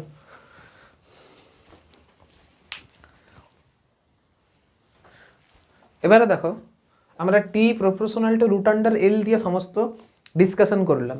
এবারে করব টি প্রপোর্শনাল টু 1/রুট আন্ডার জি দিয়ে সমস্ত ডিসকাশন। যদি তুমি এমন একটা জায়গাতে থাকো যেখানে অ্যাক্সেলারেশন শুধু গ্র্যাভিটির জন্যই হচ্ছে তাহলে সেইখানে টি প্রপোর্শনাল টু 1/রুট আন্ডার জি হবে। এবার ধরো তুমি এমন একটা জায়গাতে আছো এবারে তুমি ধরো এমন একটা জায়গাতে আছো, ধরো এইখানে পেন্ডুলাম রয়েছে, ধরো এবার তোমার ফ্রেম, তুমি যে এখানে আছো সেটা হচ্ছে এ ত্বরণ সহ উপর দিকে গতিশীল, নর্মাল নিউটনস ল এর কনসেপ্ট। তোমার ফ্রেম যদি এ ত্বরণ সহ উপর দিকে গতিশীল হয়, তাহলে সিউডো ফোর্সের জন্য নিচের দিকে একটা অ্যাক্সিলারেশন এ লাগবে, আর আগের থেকে তোমার সঙ্গে কে ছিল, জি ছিল। তাহলে এফেক্টিভ গ্র্যাভিটি, জি এফেক্টিভ, এখন তো জিটা জি থাকবে না, তাহলে এখানে তুমি জি এফেক্টিভ ইজ ইকুয়াল টু কত লিখবে, জি প্লাস এ লিখবে। তাহলে এইখানে টাইম পিরিয়ড টি প্রপোর্শনাল টু শুধুমাত্র 1/√জি হবে না, এখানে টি প্রপোর্শনাল টু হয়ে যাবে 1/√জি ইফেক্টিভ আর কি। এরপর যারা নিউটনস ল ভালো করে পড়েছো তাদের জি এফেক্টিভ বের করতে নিশ্চয়ই কোনো অসুবিধা হবে না, কিন্তু যারা ভালো করে পড়োনি বা যারা একটু রিভাইজ করে নিতে চাইছো তাদের জন্য আমি এটা একটু বলে দিচ্ছি, ঠিক আছে। ওপরের দিকে যদি এই ত্বরণ সহ যায়, তাহলে সিউডো ফোর্সের জন্য নিচের দিকে একটা অ্যাক্সিলারেশন এ লাগবে, তাই জন্য effective gravity G effective is equal to g plus a হয়ে যাবে। সেই ক্ষেত্রে time period T is equal to 2π√L/জি প্লাস এ হয়ে যাবে। যদি আমার লিফট বা আমার ফ্রেম যদি নিচের দিকে এই অ্যাক্সিলারেশন নিয়ে যায়, তাহলে আমার ফ্রেমে সিউডো ফোর্সের জন্য একটা অ্যাক্সিলারেশন আপওয়ার্ড দিকে লাগবে, তাহলে জি নিচের দিকে কাজ করছে, এ জি এর অপোজিট ডাইরেকশন অর্থাৎ উপরের দিকে কাজ করছে, অর্থাৎ এখানে জি এফেক্টিভ ইজ ইকুয়াল টু কত থাকবে, জি এফেক্টিভ ইজ ইকুয়াল টু হবে জি মাইনাস এ। তাহলে এখানে time period T is equal two হয়ে যাবে 2π√L/জি মাইনাস এ। বুঝতে পেরেছ? এবারে যদি আমার ফ্রেম এ ত্বরণ সহ যদি এই দিক বরাবর গতিশীল হয়, তাহলে সিউডো ফোর্সের জন্য আমার ফ্রেমে একটা এক্সটার্নাল অ্যাক্সিলারেশন এই দিক বরাবর লাগবে, মানে আমার ফ্রেমের অ্যাক্সিলারেশন যেদিকে তার অপোজিট ডাইরেকশনে লাগবে। জি তো আগের থেকেই নিচে বসেছিল, তাহলে নেট অ্যাক্সিলারেশন অর্থাৎ জি এফেক্টিভ কোন দিক কাজ করবে, এই দুটো লব্ধির দিকে কাজ করবে। তাই জন্যই তো পেন্ডুলাম এই দিক বরাবর হেলে যায়, কারণ এইদিকে জি কাজ করে, এইদিকে এ কাজ করে, আর এফেক্টিভ গ্র্যাভিটি এই দিক কাজ করে, যেটা স্বাভাবিক বব অফ টেনশনের সঙ্গে অপোজিট ডাইরেকশনে কাজ করে। এটা হচ্ছে জি, এটা হচ্ছে এ, আর এটা হচ্ছে তোমার √জি² প্লাস এ²। তাহলে কত হবে এখানে, effective gravity G effective is equal to হবে √জি² প্লাস এ²। তাহলে টি ইজ ইকুয়াল টু হবে 2πL/জি² প্লাস এ²,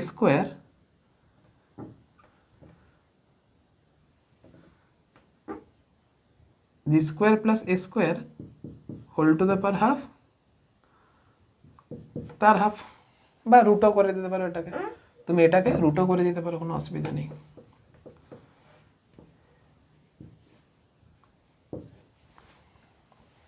বুঝতে পারলে?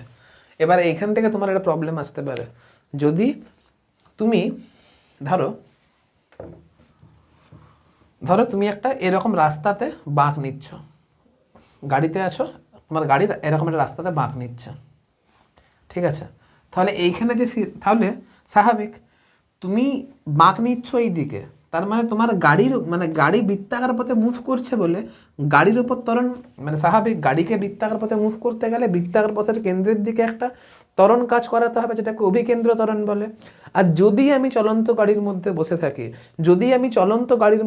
থাকি, তাহলে তার মানে কি আমি নন ইনার্শিয়াল ফ্রেমে আছি। নন ইনার্শিয়াল ফ্রেম মানে কি, এমন একটা ফ্রেমে আছি যেটা ত্বরণ সহ গতিশীল, আর আমার ফ্রেমে একটা সিউডো ফোর্স লাগবে। কোন দিকে লাগবে না, আমার ফ্রেমের ত্বরণ যেই দিকে, আমার ফ্রেমের ত্বরণ কোন দিক কাজ করছে, এই দিক বরাবর কাজ করছে, তার মানে আমার ফ্রেমের উপর সিউডো ফোর্স লাগবে কোন দিকে, আমার ফ্রেমের ত্বরণ যেদিকে তার অপোজিট দিকে। আমার ফ্রেমের ত্বরণ অভিকেন্দ্র বল এই দিক বরাবর কাজ করছে, আমার ফ্রেমের ত্বরণ এই দিক বরাবর কাজ করছে, মানে ফ্রেমের ত্বরণ মানে আমার উপর ত্বরণ অপোজিট দিকে লাগবে সিউডো ফোর্স, মানে এইখানে এই দিক বরাবর সিউডো ফোর্স লাগবে। তাহলে দেখো না, তাহলে এইখানে এর জায়গায় মানে স্বাভাবিক এখানে তোমার অ্যাক্সিলারেশন ডিউ টু গ্র্যাভিটিটা এই দিকে না লেগে কোন দিকে লাগবে, এই দিকে লাগবে, আর এর মানটা কত হবে, a is equal to v square by R হবে। তাহলে তুমি এখানে a এর জায়গায় ভি স্কোয়ার বাই আর লিখবে, বা এখানে এ স্কোয়ারের জায়গায় কত লিখবে, এ স্কোয়ারের জায়গায় লিখবে এর জায়গায় ভি স্কোয়ার বাই আর, মানে এ স্কোয়ারের জায়গায় V to the power 4 by R square whole to the power 1/4, মানে whole to the power half, তার আবার রুট। বুঝতে পারছো? আমি কিন্তু অঙ্ক করাবো না, তোমরা এক্সটার্নাল সোর্স অর্থাৎ মডিউল থেকে, যারা যেখানে যেখানে পড়ো সেই মডিউল থেকে, বা অনলাইনে এখন অনেক মডিউল অ্যাভেলেবেল, সেখান থেকে তোমরা এরকম ধরনের অঙ্ক চাইলে করতে পারো। আমি সব যদি থিওরিও করাই, অঙ্কও করাই, তাহলে একটা ভিডিওর মধ্যে সব করানো সম্ভব হবে না। দেখতে পাচ্ছ অলরেডি ভিডিওর লেন্থ ততটা বেড়ে গেছে। তাই জন্য থিওরিটিক্যালি যতগুলো অঙ্ক করানো, মানে যতগুলো, মানে থিওরিটা আমি এমনভাবে পড়াচ্ছি যাতে করে ডাইরেক্ট লাইন তুলে প্রশ্ন আসে। বুঝতে পারছো তো? এবারে ধরো তোমাকে নিজেকে অঙ্ক করতে হবে, তাই না? না হলে তুমি এবার ধরো যে অলসতা করছে যে এইখান থেকে পেরে যাব, তাহলে অঙ্ক করবো না। কিন্তু অঙ্ক যদি না করো তোমরা ফিজিক্স কোনো দিনও করতে পারবে না। যত বেশি অঙ্ক করবে তত বেশি ফিজিক্সের উপর তোমাদের জোর বাড়বে, ঠিক আছে? তাই জন্য প্লিজ তোমরা অঙ্ক করবে, আমি রিকোয়েস্ট করছি অঙ্ক করবে, ঠিক আছে?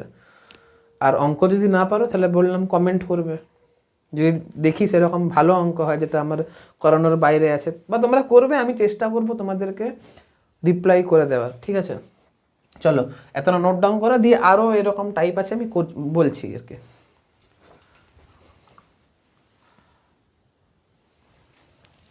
এবার ধরো এটা হচ্ছে একটা পেন্ডুলাম, এটা হচ্ছে একটা পেন্ডুলাম,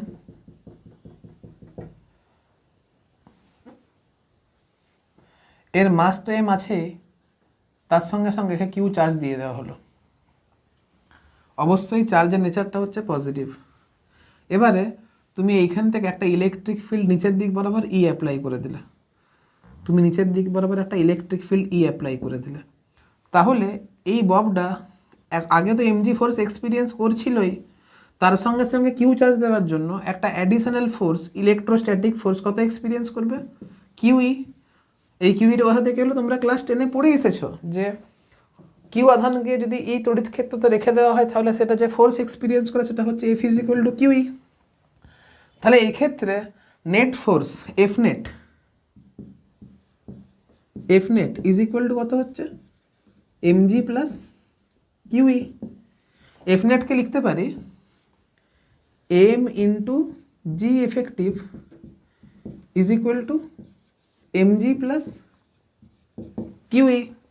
তাহলে এইখানে লিখতে পারি g effective is equal to mg, m কেটে যাবে, সরি এম কেটে যাবে, g plus kiwi by m. তাহলে এখানে যে টাইম পিরিয়ড টি দাঁড়াবে, সে time period T is equal to হচ্ছে 2 √, এল বাই জি প্লাস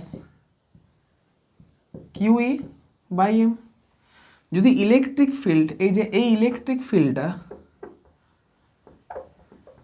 যদি এই ইলেকট্রিক ফিল্ডটা ডাউনওয়ার্ড দিকে অ্যাপ্লাই না করে যদি আপওয়ার্ড দিকে যদি অ্যাপ্লাই করতাম, তাহলে এটা প্লাসের জায়গায় মাইনাস হয়ে যেত, অর্থাৎ time period T is equal to 2 is equal to √, L by G minus Q E by M হতো। এবারে প্লাস হবে না মাইনাস হবে সেটা তুমি কী করে বুঝবে? তুমি দেখবে ফোর্সটা এমজির ডাইরেকশানে কাজ করছে না এমজির অপোজিট ডাইরেকশানে কাজ করছে।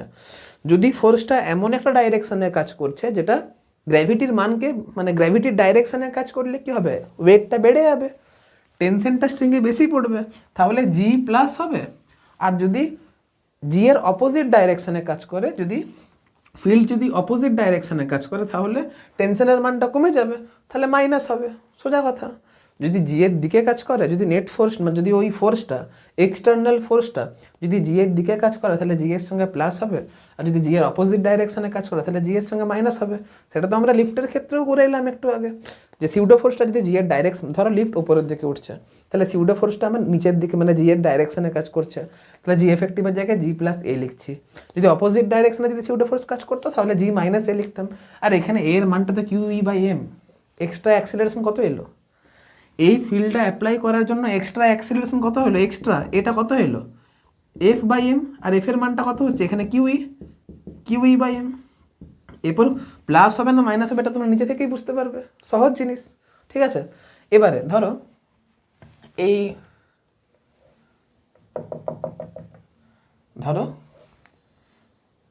এই ববটাকে একটা লিকুইডে রেখেছি, ঠিক আছে।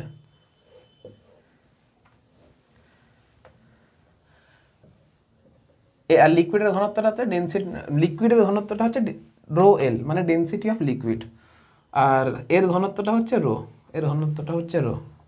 তাহলে এখন কি ঘটনাটা কি ঘটবে, উপরের দিকে একটা বয়েন্ট ফোর্স কাজ করবে, প্লবতা বল কাজ করবে, যার মানটা কত হবে volume of body into density of liquid into G.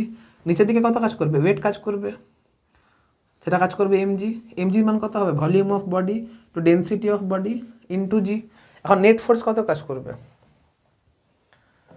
1 second, আমি যদি এভাবেই করি এক্সট্রা কত অ্যাক্সিলারেশন লাগছে, extra acceleration is equal to force by mass. Force মানে কত V into density of liquid into g, mass কত V into density of liquid, মানে আলটিমেট কত ফোর্স কাজ করছে। ফোর্স মানে এই যে এই এক্সট্রা ফোর্সটা কত V density of liquid into g, আর এই মাস মানে কত ভলিউম ইন্টু ডেনসিটি। ভলিউম মানে কার, এর ভলিউম আর ডেনসিটি কার, যেহেতু এর মাস বের করছে তাহলে ডেনসিটিটা এর হবে, ঠিক আছে। তাহলে কত হচ্ছে density of liquid by G into density of solid, তার মানে এটা হচ্ছে নেট অ্যাক্সিলারেশনের মান। আর যেহেতু এই ফোর্সটা জি এর অপোজিট ডাইরেকশনে লাগছে, তাহলে এখানে এফেক্টিভ গ্র্যাভিটি কত হবে, effective gravity G effective is equal to কত হবে জি মাইনাস এ হবে। তাহলে জি মাইনাস এ জায়গায় কত বসবে density of liquid by density of body into g, তাহলে g common 1 minus density of liquid by density of body, বাস এইটাই তো সূত্র। তাহলে এখানে time period T is equal to কত হবে 2 pi root under L by g common 1 minus density of liquid by density of body, বাস সহজ জিনিস। দেখি বোর্ডে দেখা যাচ্ছে তো আবার, দেখা যাচ্ছে, দেখলে কত সহজ জিনিস। এতটা নোট ডাউন করো, দিয়ে পুরো ব্যাপারটা আরেকবার রিভাইজ করে দিচ্ছি। তাহলে দেখো এফেক্টিভ গ্র্যাভিটি কত হবে, জি এফেক্টিভ ইজ ইকুয়াল টু কত হবে জি প্লাস মাইনাস এ, এটা হচ্ছে ইনিশিয়াল ব্যাপার। তোমাকে ভালো করে বুঝতে হবে, এটা যে ভালো করে বুঝে যাবে তাকে আলাদা করে কিচ্ছু বোঝার দরকার নেই। প্লাস কখন হবে, যখন অ্যাডিশনাল ফোর্স জি এর ডাইরেকশনে কাজ করছে তখন প্লাস হবে। যখন অ্যাডিশনাল ফোর্স জি এর ডাইরেকশনে কাজ করছে তাহলে প্লাস কখন হবে, যখন থিটা ইজ ইকুয়াল টু 0 হবে। মাইনাস কখন হবে, যখন theta is equal to 180 degree হবে, বাস। আর theta is equal to pi by 2 হলে root under g square plus a square হয়ে যাবে, যেটা আমরা এটাও ডিসকাস করলাম। এরপর এর মান কত হবে, লিফটে যদি থাকে তাহলে এর মান তোমরা কোশ্চেনই দেওয়া থাকবে। যদি লিফটে না থাকে, ধরো ইলেকট্রিক ফিল্ডে রেখে দিয়েছি, তাহলে এ ইজ ইকুয়াল টু কত হবে এফ বাই এম হবে। তাহলে এখানে এফ এর জায়গায় কত বসবে কিউ ই বাই এম হবে। তুমি যদি বব অফ পেন্ডুলামকে যদি কিউ চার্জ দিয়ে থাকো, আর যদি বাইরে থেকে এক্সট্রা ইলেকট্রিক ফিল্ড ই দিয়ে দাও, এক্সটার্নাল ইলেকট্রিক ফিল্ড যদি ই দিয়ে দাও, তাহলে ফোর্সের জায়গায় কিউ ই বাই এম বসবে। যদি তুমি কোনো একটা লিকুইডে ডুবিয়ে দাও, তাহলে উপরের দিকে এক্সট্রা ফোর্স কত কাজ করবে, buoyant force F B by M. আর বয়েন্ট ফোর্স এফ বি মানে কি হচ্ছে volume of body density of liquid into g, এটা হচ্ছে মাস, মানে মাস অফ বডি মানে volume of body density of body দি কত হচ্ছে এটা density of liquid by density of body into g, বাস গল্প শেষ। এই তো জিনিস। তাহলে এই ক্ষেত্রে যে এফেক্টিভ গ্র্যাভিটি জি এফেক্টিভ বেরালো সেটা কত হচ্ছে g plus minus density of liquid by density of body into g. তাহলে জি কমন 1, প্লাস মাইনাস কেন হতে হবে, এটা তো আজীবনকাল মাইনাসই হবে, কারণ বাউয়েন্ট ফোর্স তো অবশ্যই গ্র্যাভিটির বিপরীত দিকে কাজ করবে, তাহলে এখানে মাইনাস কাজ করবে। Density of liquid by density of body. বাস, ঘটনাটা কি ঘটছিল, এখানে একটা বব ছিল, এখানে তুমি এটা এখানে লিকুইডে রেখে দিয়েছিলে, এর ডেন্সিটি কত ছিল, ডেন্সিটি অফ লিকুইড, আর এর ডেন্সিটি কত ছিল, ডেন্সিটি অফ বডি। উপর দিকে বমেন্ট ফোর্স এক্সট্রা উপর দিক কাজ করছিল, বমেন্ট ফোর্স এক্সট্রা এফবি উপর দিক কাজ করছিল, এমজি নিচের দিক কাজ করছিল। বাস, এই পুরো গল্পটা হয়ে গেলেই ক্লিয়ার, আর তো কিছু নেই। চলো নোট ডাউন করো।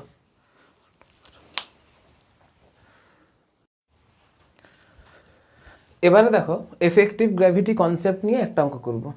বলছে a simple pendulum attach to the ceiling of a stationary lift has a time period 1 second, মানে টাইম পিরিয়ড 1 সেকেন্ড বলে দিয়েছে।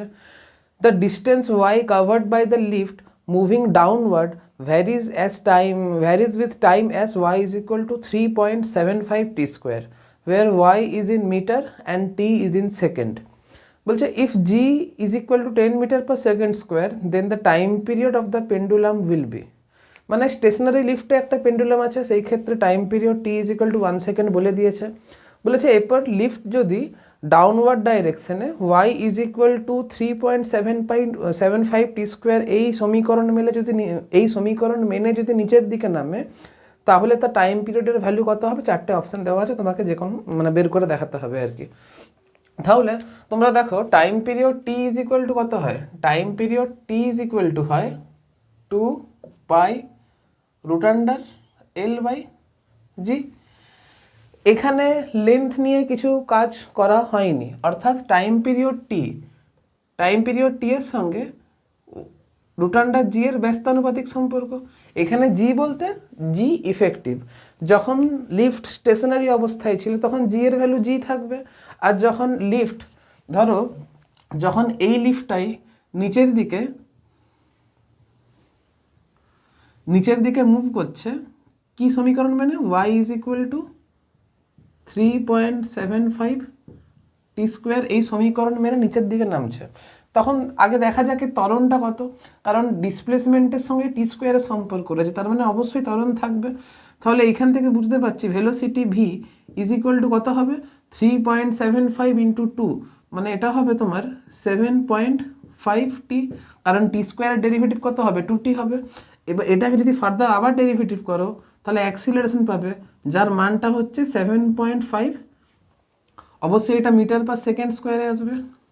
তার মানে এই ক্ষেত্রে lift A is equal to 7.5 metre per second square ত্বরণ সহ গতিশীল নিচের দিকে। তাহলে এই ক্ষেত্রে effective gravity G effective is equal to কত হবে, এক্ষেত্রে effective gravity G effective is equal to হবে, যেহেতু লিফট নিচের দিকে ত্বরণ সহ গতিশীল, তার মানে এই ফ্রেমে সিউডো ফোর্সের জন্য অ্যাডিশনাল অ্যাক্সিলারেশন উপরের দিকে লাগবে, যেটা জি এর সঙ্গে অপোজিট ডাইরেকশনে কাজ করছে, অর্থাৎ এইখানে থিটা ইজ ইকুয়াল টু কত হচ্ছে, theta is equal to pi হচ্ছে। তার মানে কি এখানে effective gravity G effective is equal to g minus a হবে, আর জি এর ভ্যালু কত আছে 10, এর ভ্যালু কত আছে 7.5, তার মানে ultimate G effective is equal to কত আসবে 2.5।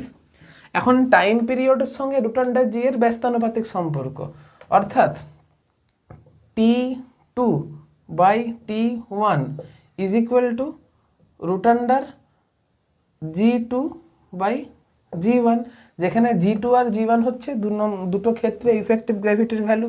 এখন G2 ইজ ইকুয়াল টু কত আছে, এখন T2 এর ভ্যালু বের করতে হবে, T1 is equal to 1 second বলে দিয়েছে, G2 ইজ ইকুয়াল টু কত হচ্ছে 2.5, G1 ইজ ইকুয়াল টু কত হবে, অবশ্যই 10 হবে। তুমি যদি এটাকে কাটাকাটি করো তাহলে কত আসছে, এই দশমিকটাকে যদি উড়িয়ে দাও নিচে 10 আসবে, তাহলে এটা কত আসছে 25/100, মানে কত আসছে 4 আসছে। তাহলে T2 ইজ ইকুয়াল টু কত আসছে, T2 is equal to half আসছে, কিন্তু ব্যাপারটা হচ্ছে হাফ অ্যান্সারে দেওয়া নেই, অপশানে কি আছে 4, 6, 2, 12, তার মানে আমি কোথাও ভুল করেছি, হ্যাঁ ভুলটা এখানে করেছি, কারণ টি এর সঙ্গে √G এর কি ছিল ব্যস্তানুপাতিক সম্পর্ক ছিল, তাহলে এটা কত হবে G1/G2 হবে, আমি ভুল করেছি এখানে G1/G2। তার মানে এটা তুমি এক কাজ করো, এখানে 1 করে দাও, এটাকে T2 করে দাও, তাহলে T2 ইজ ইকুয়াল টু এত ইন্টু T1 আসবে। তাহলে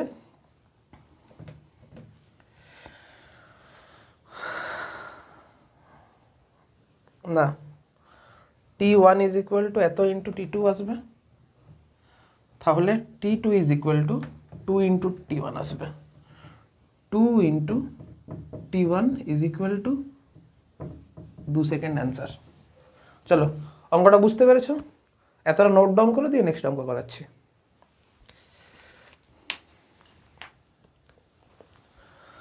দেখো তারপরে নেক্সট অঙ্কটা বলেছে এ simple pendulum of length L is suspended from the ceiling of a cart which is sliding without friction on an inclined plane of inclination theta.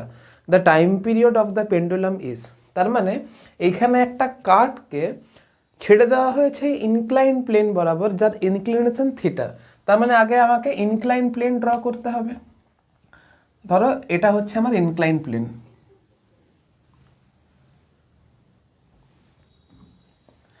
এবারে এই একটা কার্টকে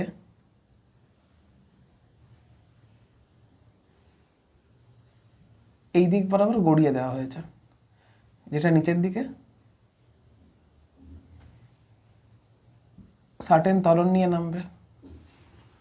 ঠিক আছে, তাহলে বলেছে এই কার্টে থাকা অবস্থায় কোনো এবার এইখানে কোনো একটা সিম্পল পেন্ডুলাম আছে, এই সিম্পল পেন্ডুলামের টাইম পিরিয়ড টিটা কত হবে তোমাকে সেটা বের করতে হবে। আর এর অ্যাঙ্গেল অফ ইনক্লিনেশন কত বলেছে? থিটা বলেছে।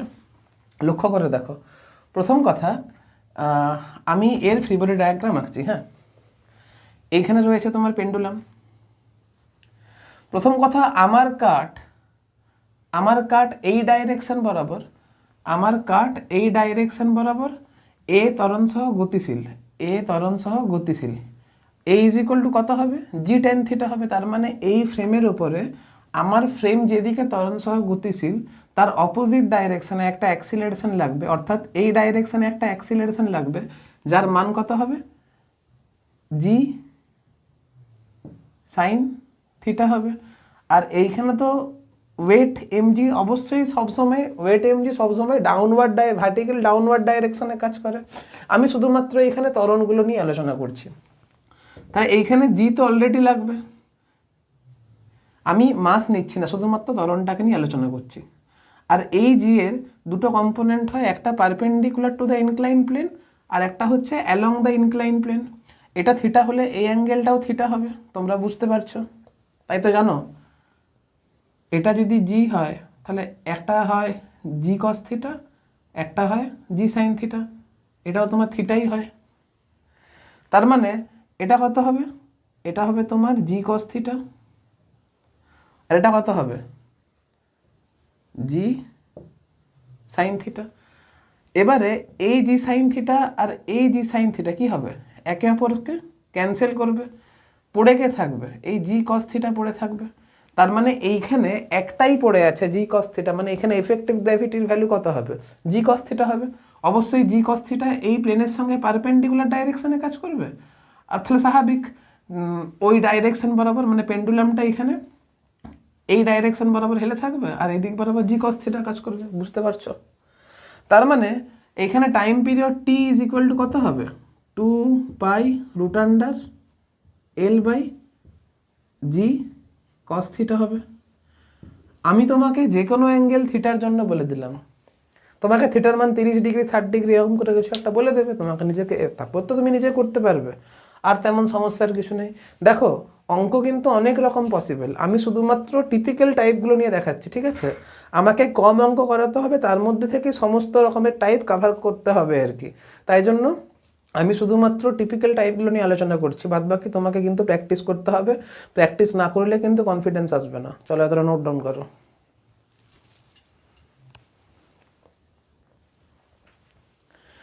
এবারে নেক্সট অঙ্কটা দেখো, বলছে time taken by simple pendulum to complete 25 oscillation in vacuum is 5 second. মানে 25 অসিলেশন কমপ্লিট করতে টাইম মানে সিম্পল পেন্ডুলামের 5 সেকেন্ড সময় লাগে। তার মানে 25, তার মানে 25 অসিলেশন কমপ্লিট করতে সময় লাগে 5 সেকেন্ড, তাহলে একটা অসিলেশন কমপ্লিট করতে সময় লাগে 5/25, মানে 1/5 সেকেন্ড, আর এটাই হচ্ছে টাইম পিরিয়ড টি। তার মানে time period T is equal to হচ্ছে 1/5 সেকেন্ড। এটা তোমাকে কোয়েশ্চেনে গিভেন রয়েছে আর কি। নেক্সট বলেছে, now the bob of simple pendulum is oscillating in a liquid whose density is 36% of that of the Bob.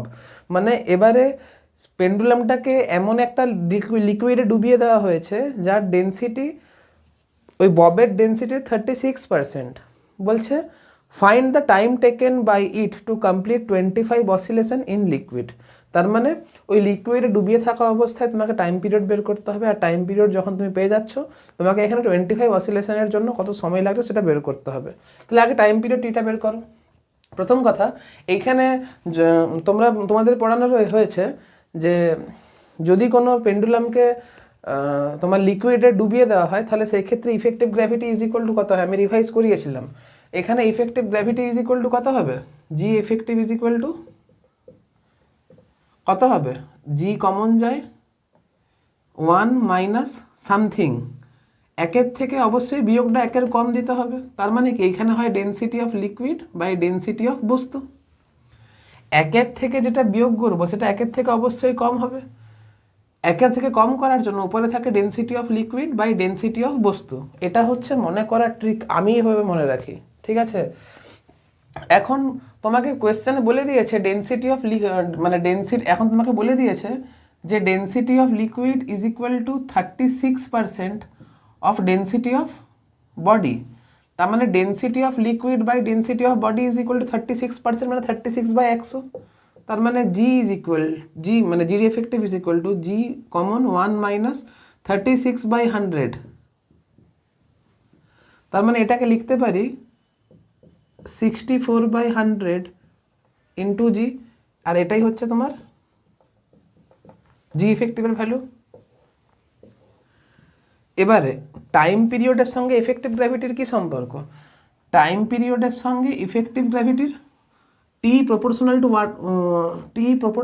1/√g, তো আমি টি স্কোয়ার করে নিচ্ছি। তাহলে T square proportional to g জানি, মানে T square proportional to 1/g, তাহলে t2 square by t1 square is equal to, আমি root করতেও পারতাম, তেমন কিছু যায় আসতো না, ঠিক আছে করেছি যখনকে। t1 square is equal to কত হবে, g1/g2। এখন দেখো না, এটাই তো g2 দ্বিতীয় ক্ষেত্রে, এটা তো g1,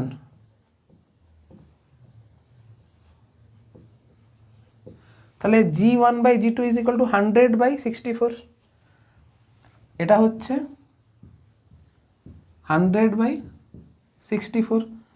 তাহলে t2 is equal two √100/64 into t1। তোমাকে বলেছে 25 অসিলেশন কমপ্লিট করতে কত সময় লাগবে, তাহলে total time t is equal two 25 দিয়ে গুণ করতে হবে। আমি শর্টে করে দিলাম আর কি, ঠিক আছে। এটাকে তোমাকে 25 দিয়ে গুণ করতে হবে।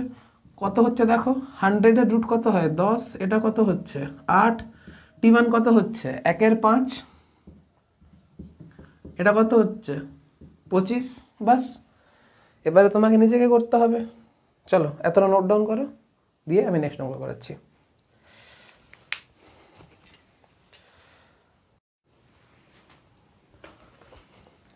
এবারে তোমাদের পড়তে হবে সেকেন্ড পেন্ডুলাম।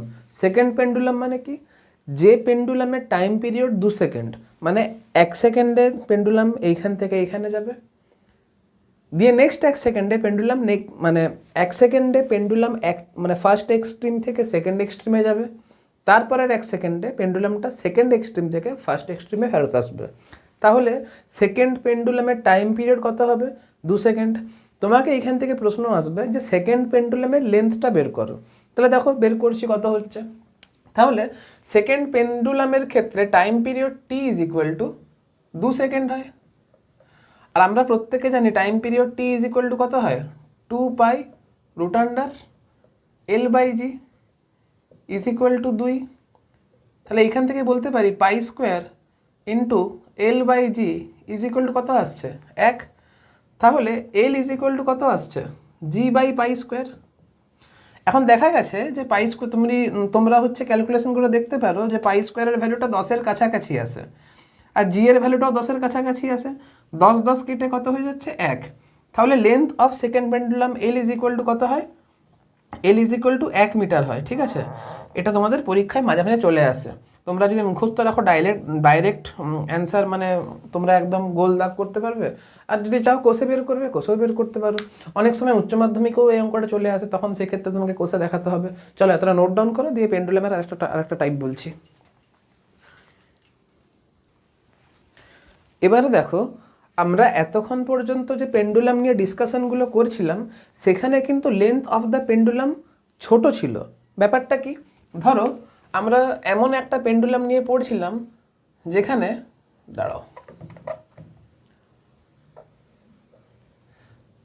যেখানে এই যে পেন্ডুলামটা দুলছিল না, এই পজিশনে পেন্ডুলামের ক্ষেত্রে, মানে পেন্ডুলামের ববের ক্ষেত্রে, ধরো এটা 1 নাম্বার পজিশন, এটা হচ্ছে 2 নাম্বার পজিশন, এটা হচ্ছে 3 নাম্বার পজিশন। অর্থাৎ 1 নাম্বার পজিশনে গ্র্যাভিটি G1, 2 নাম্বার পজিশনে গ্র্যাভিটি G2, আর 3 নাম্বার পজিশনে গ্র্যাভিটি G3 এর ভ্যালিউ কিন্তু সমান আসছিল।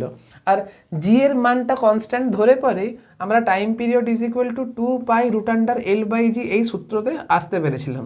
কিন্তু কি হবে যদি সিম্পল পেন্ডুলামের লেন্থটা অনেক বড় হয়, যদি সিম্পল পেন্ডুলামের লেন্থ অনেক বড় হয়, ধরো বলে দিচ্ছে যে তোমাকে এমন একটা পেন্ডুলাম দেওয়া হলো যার লেন্থটা হচ্ছে পৃথিবীর রেডিয়াসের সঙ্গে সমান, সেক্ষেত্রে তো জি এর মানটা 1 নাম্বার, এইখানে জি এর মান যা হবে এইখানে জি এর মান আলাদা হবে, এইখানে জি এর মান আলাদা হবে।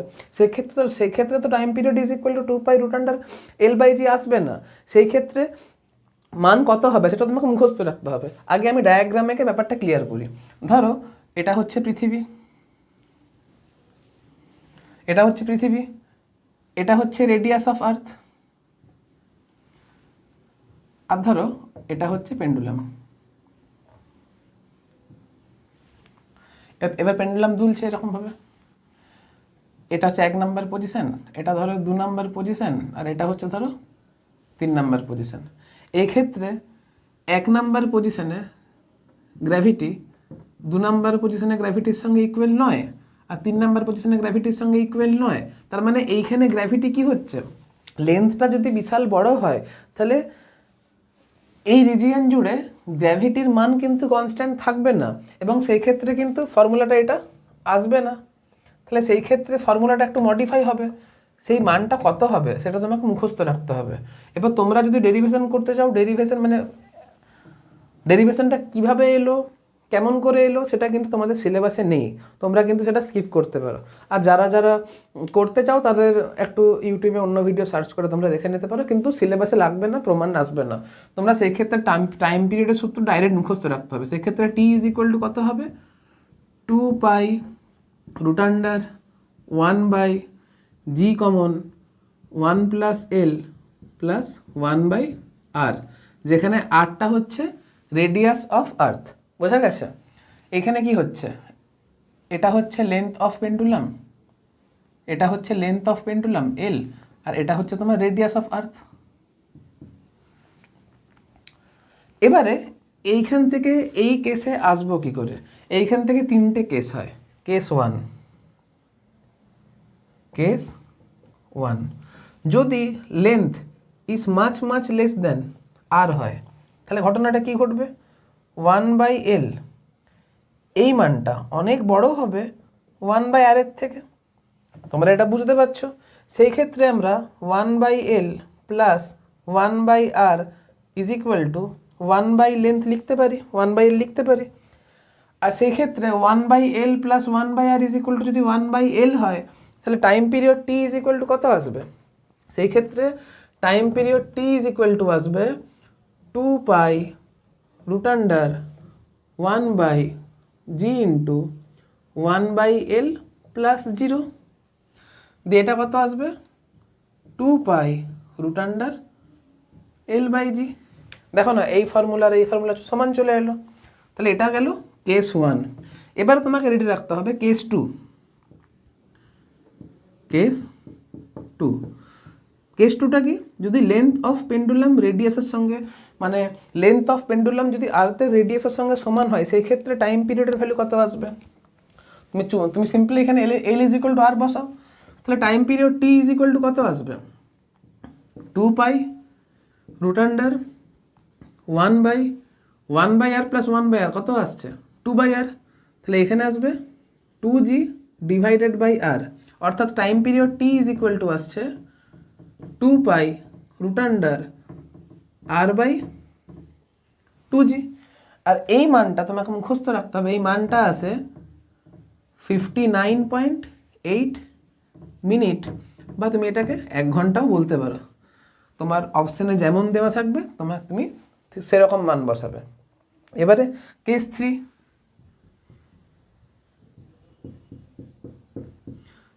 যদি পেন্ডুলামের লেন্থটা যদি ইনফাইনাইট হয়, অর্থাৎ ইনফাইনাইট লেন্থের যদি কোনো পেন্ডুলাম যদি তুমি নাও, অর্থাৎ এল ইজ ইকুয়াল টু যদি ইনফিনিটি হয়, দেখো প্র্যাকটিক্যালি তো ইনফাইনাইট লেন্থের পেন্ডুলাম পসিবল নয়, কিন্তু থিওরিটিক্যালি আমরা যা খুশি ভাবতে পারি। তো যে লেন্থ মানে যে পেন্ডুলামের লেন্থটা ইনফাইনাইট হবে সেটাকে আমরা ইনফাইনাইট পেন্ডুলাম বলবো, ঠিক আছে? তাহলে এল ইজ ইকুয়াল টু ইনফাইনাইট হলে আমি 1/l ইজ ইকুয়াল টু 0 লিখতে পারি। সেই ক্ষেত্রে time period T is equal to কত আসবে? 2 পাই রুট আন্ডার 1/g, 1/lটাকে 0 লিখলাম প্লাস 1/r, এটা কত আসছে? 2 পাই রুট আন্ডার r/g। আর এই মানটা তোমাকে মুখস্থ রাখতে হবে, এই মানটা জেনারেলি আসে 84.6 মিনিট, বা তুমি এইটাকে 1.5 ঘন্টাও মেনে চলতে পারো। এই মানগুলো তোমাকে মুখস্থ রাখতে হবে। জেনারেলি এই মানগুলো আমারও মুখস্থ থাকে না, কিন্তু আমি যদি স্টুডেন্ট হতাম তাহলে বাধ্য হয়ে আমাকে মুখস্থ রাখতে হতো। দেখো মুখস্থটা আমার একদমই থাকে না আর কি, ওই প্র্যাকটিস করতে করতে যেটুকু মনে থাকলো সেটুকু। তোমরাও কিন্তু যদি মুখস্থ করো, দেখো যারা এবারে এক্সেপশনাল কেস হয় তারা সব মুখস্থ রাখতে পারে, তাদের ক্ষেত্রে ব্যাপারটা আলাদা। কিন্তু আমি যেরকম স্টুডেন্ট ছিলাম বা আমি যেরকম স্টুডেন্ট সেরকম তো আমি তোমাদেরকে ট্রিট করবো, তাই না? আমার যেহেতু মুখস্থবিদ্যা নেই বলে আমি মনে করি, তাই আমি ধরে নিচ্ছি তোমাদেরও মুখস্থবিদ্যা নেই। তো যদি করতে করতে যদি এই মানটা মনে থেকে যায় তাহলে খুব ভালো, আর মনে রাখাটা দরকারও। আর এতগুলো সূত্র না, তুমি যদি কনসেপচুয়ালি যদি তুমি স্ট্রং হও তাহলে যে কোনো সূত্র যে কোনো মুহূর্তে ডিরাইভ করে নেওয়া সম্ভব। এই যে এতগুলো সিম্পল হারমোনিক মোশনের ভিডিও তোমাদেরকে ডিসকাস করলাম, এতক্ষণ ধরে সিম্পল হারমোনিক মোশন আলোচনা করছি, কোথাও তো একটা সূত্র মুখস্থ রাখতে বলিনি আমি। হ্যাঁ, এরপর যে সূত্রগুলোর মানে যেগুলো স্পেসিফিক কিছু মান আছে সেইগুলো যদি ডাইরেক্টলি মুখস্থ রাখলে আমার অঙ্কতে যদি অনেক সময় বেঁচে যায় তাহলে কেন মুখস্থ করবো না? এবার দুটোর মিক্সচার হওয়া ভালো। আমি বলছি না মুখস্থবিদ্যা নেই মানে খুব ভালো জিনিস, একদমই না। মুখস্থবিদ্যা থাকা খুব দরকার। তুমি যদি মুখস্থ আর কনসেপ্ট এই দুটো যদি মিক্সচার করতে পারো তাহলে কিন্তু সব থেকে বেস্ট হয়। চলো এতটা নোট ডাউন করো, যে লাস্ট একটা টপিক আছে ওটা বলে ভিডিও শেষ হয়ে যাবে।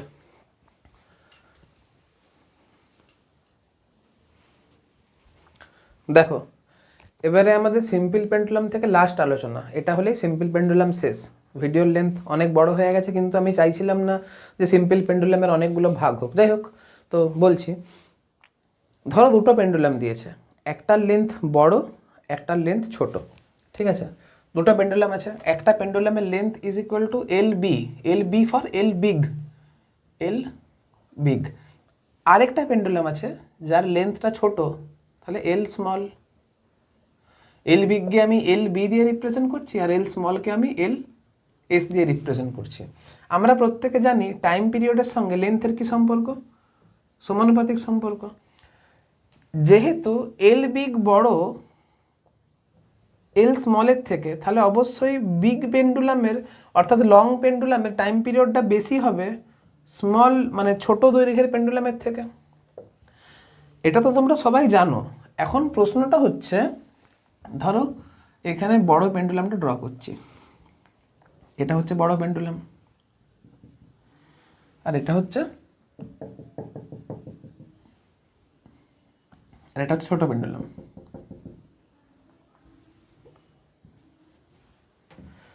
এটা হচ্ছে টি বিগ, এটা হচ্ছে টি স্মল। ধরে নাও এর time period is equal to 3 second আর ধরে নাও এর time period is equal to 2 second, ধরে নিতে বলেছি। হ্যাঁ, এবারে তুমি এটাকেও দুলিয়ে ছেড়ে, মানে এইটাকে আর এইটাকে একই সময়ে, মানে একই সঙ্গে দুলিয়ে ছেড়ে দাও আর কি, এটাকে সাইমেলটেনিয়াসলি বলা হয়। ঠিক আছে, যদি সাইমেলটেনিয়াসলি এই দুটোকে একই সঙ্গে যদি দুলিয়ে ছেড়ে দাও, তাহলে এ স্পিডে দুলবে, এ আস্তে দুলবে। কেন? কারণ এর টাইম পিরিয়ড কম, এর টাইম পিরিয়ড বেশি। ঘটনাটা হচ্ছে টি, এরপর ধরো এখানে লিখছি বিগ আর এখানে লিখছি small.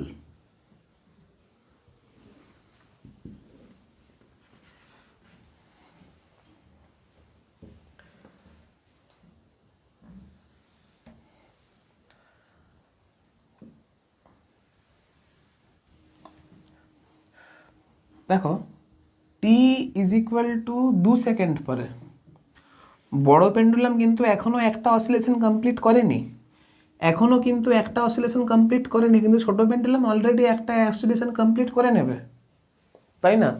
T is equal to 2 second পরে স্মল পেন্ডুলাম কিন্তু এক্স্যাক্টলি একটা অসিলেশন কমপ্লিট করবে, বিগ পেন্ডুলাম মানে বড়টা কিন্তু এখনও একটা অসিলেশন কমপ্লিট করেনি। এখানে প্রশ্নটা হচ্ছে যে দুটো পেন্ডুলামকে যদি একসঙ্গে দুলিয়ে ছেড়ে দিই, তাহলে কত সময় পরে তারা আবার পুনরায় তারা একসঙ্গে দুলতে শুরু করবে, এটা হচ্ছে প্রশ্ন। ঠিক আছে, তাহলে টি ইজ ইকুয়াল টু 2 সেকেন্ড পরে এ একটা অসিলেশন কমপ্লিট করেছে, আর এর number of oscillation is less than 1, পরিষ্কার জিনিস। যদি টি ইজ ইকুয়াল টু 3 সেকেন্ড ধরি, এর অসিলেশন কিন্তু দাঁড়াও দাঁড়াও দাঁড়াও দাঁড়াও, এখানে লেস দেন 1 লিখছি, less than 1। T is equal to 3 second পরে স্মলার পেন্ডুলাম একটা অসিলেশনের বেশি, মানে দুটো অসিলেশন নয় কিন্তু একটা অসিলেশনের বেশি কমপ্লিট করেছে, গ্রেটার দেন 1। কিন্তু টি ইজ ইকুয়াল টু 3 সেকেন্ডে এক্স্যাক্টলি বড় পেন্ডুলামটা একটা অসিলেশন কমপ্লিট করবে। এবারে টি ইজ ইকুয়াল টু 4 সেকেন্ডে ঘটনাটা কি ঘটবে? স্মল পেন্ডুলাম এক্স্যাক্টলি দুটো অসিলেশন কমপ্লিট করবে, কিন্তু বড় পেন্ডুলাম গ্রেটার দেন 1। তার মানে দেখো এর অসিলেশন সবসময় এর থেকে, স্মলের পেন্ডুলাম মানে স্মল পেন্ডুলামের অসিলেশন সবসময় বিগের থেকে বেশি হচ্ছে। এবারে 5 সেকেন্ডের দুটো অসিলেশন কমপ্লিট হবে না, সরি 5 সেকেন্ডে এর দুটোর বেশি অসিলেশন কমপ্লিট হবে, কিন্তু 3টে অসিলেশন কমপ্লিট হবে না। কিন্তু 5 সেকেন্ডে এর এখনও দুটো অসিলেশন কমপ্লিট হয়নি। আমি একদম টি ইজ ইকুয়াল টু 6 সেকেন্ডে লিখছি, 5 সেকেন্ডে তোমরা নিজেরা অ্যানালাইসিস করবে। আমি তাও একবার বলে দিচ্ছি 5 সেকেন্ডে কী হবে, এই দুটোর থেকে একটু বেশি অসিলেশন কমপ্লিট করবে, আর এ এখনও দুটো অসিলেশন কমপ্লিট করেনি, মানে এর নাম্বার অফ অসিলেশন একের থেকে বেশি আছে, কিন্তু 2 থেকে কম আছে। ঠিক আছে, এইদিকে হলে আমার লাইন বেঁকে কেন যায় কে জানে।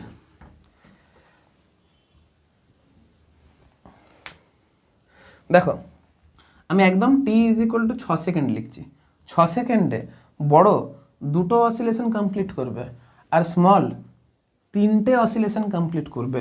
এক্স্যাক্টলি 6 সেকেন্ডে এক্স্যাক্টলি বড় পেন্ডুলামটা দুটো অসিলেশন কমপ্লিট করবে, স্মল 3টে অসিলেশন কমপ্লিট করবে। মানে 6 সেকেন্ড সময়ে বড় পেন্ডুলাম যটা অসিলেশন কমপ্লিট করবে, ছোট পেন্ডুলামটা এক্স্যাক্টলি একটা অসিলেশন বেশি কমপ্লিট করবে। তার মানে এই 6 সেকেন্ডটাকে আমি লিখতে পারি, এই 6 সেকেন্ডটাকে আমি লিখতে পারি 6 is equal to number of oscillation of big pendulum into time period of big pendulum, মানে 2 ইন্টু 3। এটাকে লিখতে পারি number of oscillation of big pendulum plus 1 into time period of small pendulum লিখতে পারি। দেখো না 2 + 1 ইজ ইকুয়াল টু 3, আর time period of small pendulum is equal to 2। তাহলে এইখান থেকে তুমি লিখতে পারো n1 t1 is equal two n2 t2, n2 নয় n plus 1 into t2, n plus 1 into T2। তাহলে এইখান থেকে লেখা যেতে পারে n/n+1 = T2/T1। এই ফর্মুলাটা তোমাদের কিন্তু বইয়ে বলো মডিউলে বলো দেওয়া থাকে, কিন্তু এই ফর্মুলাতে আমার একটা অসুবিধা আছে, এটা তোমরা রেডি রাখবে, কারণ বইয়ে বা মডিউলে কিন্তু এই ফর্মুলা দেওয়া থাকে, ঠিক আছে। আমার প্রবলেমটা হচ্ছে যদি টাইম পিরিয়ড অফ স্মলার বড় পেন্ডুলামটা ধরো দেওয়া আছে 5 সেকেন্ড আর এটা দেওয়া আছে 7 সেকেন্ড, তখন তুমি এই মানটা যদি বসিয়ে দেখো তাহলে 5/7 = কোনোদিনও n/n+1 হচ্ছে না। তাহলে তো অ্যাজ এ স্টুডেন্ট আমি এটাকে মানে এইটা ল্যাগ করি, মানে আমি পারি না এই ফর্মুলা দিয়ে অঙ্কটা করতে, সমস্যা হয় কী করে হচ্ছে না হচ্ছে। তাই জন্য আমি ভেবে দেখলাম যে এটা কি করে সলভ করা যেতে পারে। তো আমি এইখান থেকে একটা আইডিয়া করলাম যে যখন আমি 2 আর 3 ধরে কাজটা করলাম তখন আমার 6 সেকেন্ডে এক্স্যাক্টলি একটা অসিলেশন বেশি কমপ্লিট করছিল স্মলার পেন্ডুলামটা, আর কোথাও না কোথাও 6টা হচ্ছে 2 আর 3 লসাগু, তাই না? 2 আর 3 লসাগু হচ্ছে 6। তো এক্স্যাক্টলি 5 আর 7 লসাগু কত? 35। তার মানে এক্স্যাক্টলি 35 সেকেন্ড পরে বড় পেন্ডুলামটা 7টা অসিলেশন, বড় পেন্ডুলামটা 7টা অসিলেশন কমপ্লিট করবে আর ছোট পেন্ডুলামটা, ভুল করেছি এখানে, এটা 7 হবে, বড়টা তো বেশি সময় নেবে আর এটা তো কম সময় নেবে। তার মানে বড় পেন্ডুলামটা 5টা অসিলেশন কমপ্লিট করবে আর ছোট পেন্ডুলামটা 7টা অসিলেশন কমপ্লিট করবে। তো আমার মনে হয় যদি লসাগু মেথড লাগিয়ে যদি তুমি অঙ্কটা করো, আমার মনে হয় কোথাও না কোথাও এটা তোমাকে বেনিফিট বেশি পাবে আর কি, ঠিক আছে। তাই জন্য আমি তো লসাগু দিয়েই করা প্রেফার করব, বাকিটা তোমাদের ইচ্ছা। আমি লসাগুটাও বললাম আর বইয়ে যেটা দেওয়া আছে এটাও বললাম। এবার তোমরা এটা থেকে অঙ্ক করবে, আমি এটা থেকে অঙ্ক করাচ্ছি না, কারণ আর আমি ভিডিওর লেন্থ বড় করতে চাইছি না। আমি চেষ্টা করেছি সিম্পল হারমোনিক মানে সিম্পল পেন্ডুলাম থেকে যতগুলো টাইপ কভার করা যায় ততগুলো টাইপ কভার করার চেষ্টা করেছি। আমার মনে হয় না যেই মেন আর নিট লেভেলে এর বাইরে সিম্পল পেন্ডুলাম থেকে কোনো টাইপের অঙ্ক আসতে পারে বলে। যদি এর বাইরে আসে তাহলে আমি অবশ্যই পরবর্তীকালে ভিডিও আপলোড করে আমি তোমাদের ইনফর্ম করে দেব। আজকের ভিডিওতে এতটাই, আজকের মতো বাই।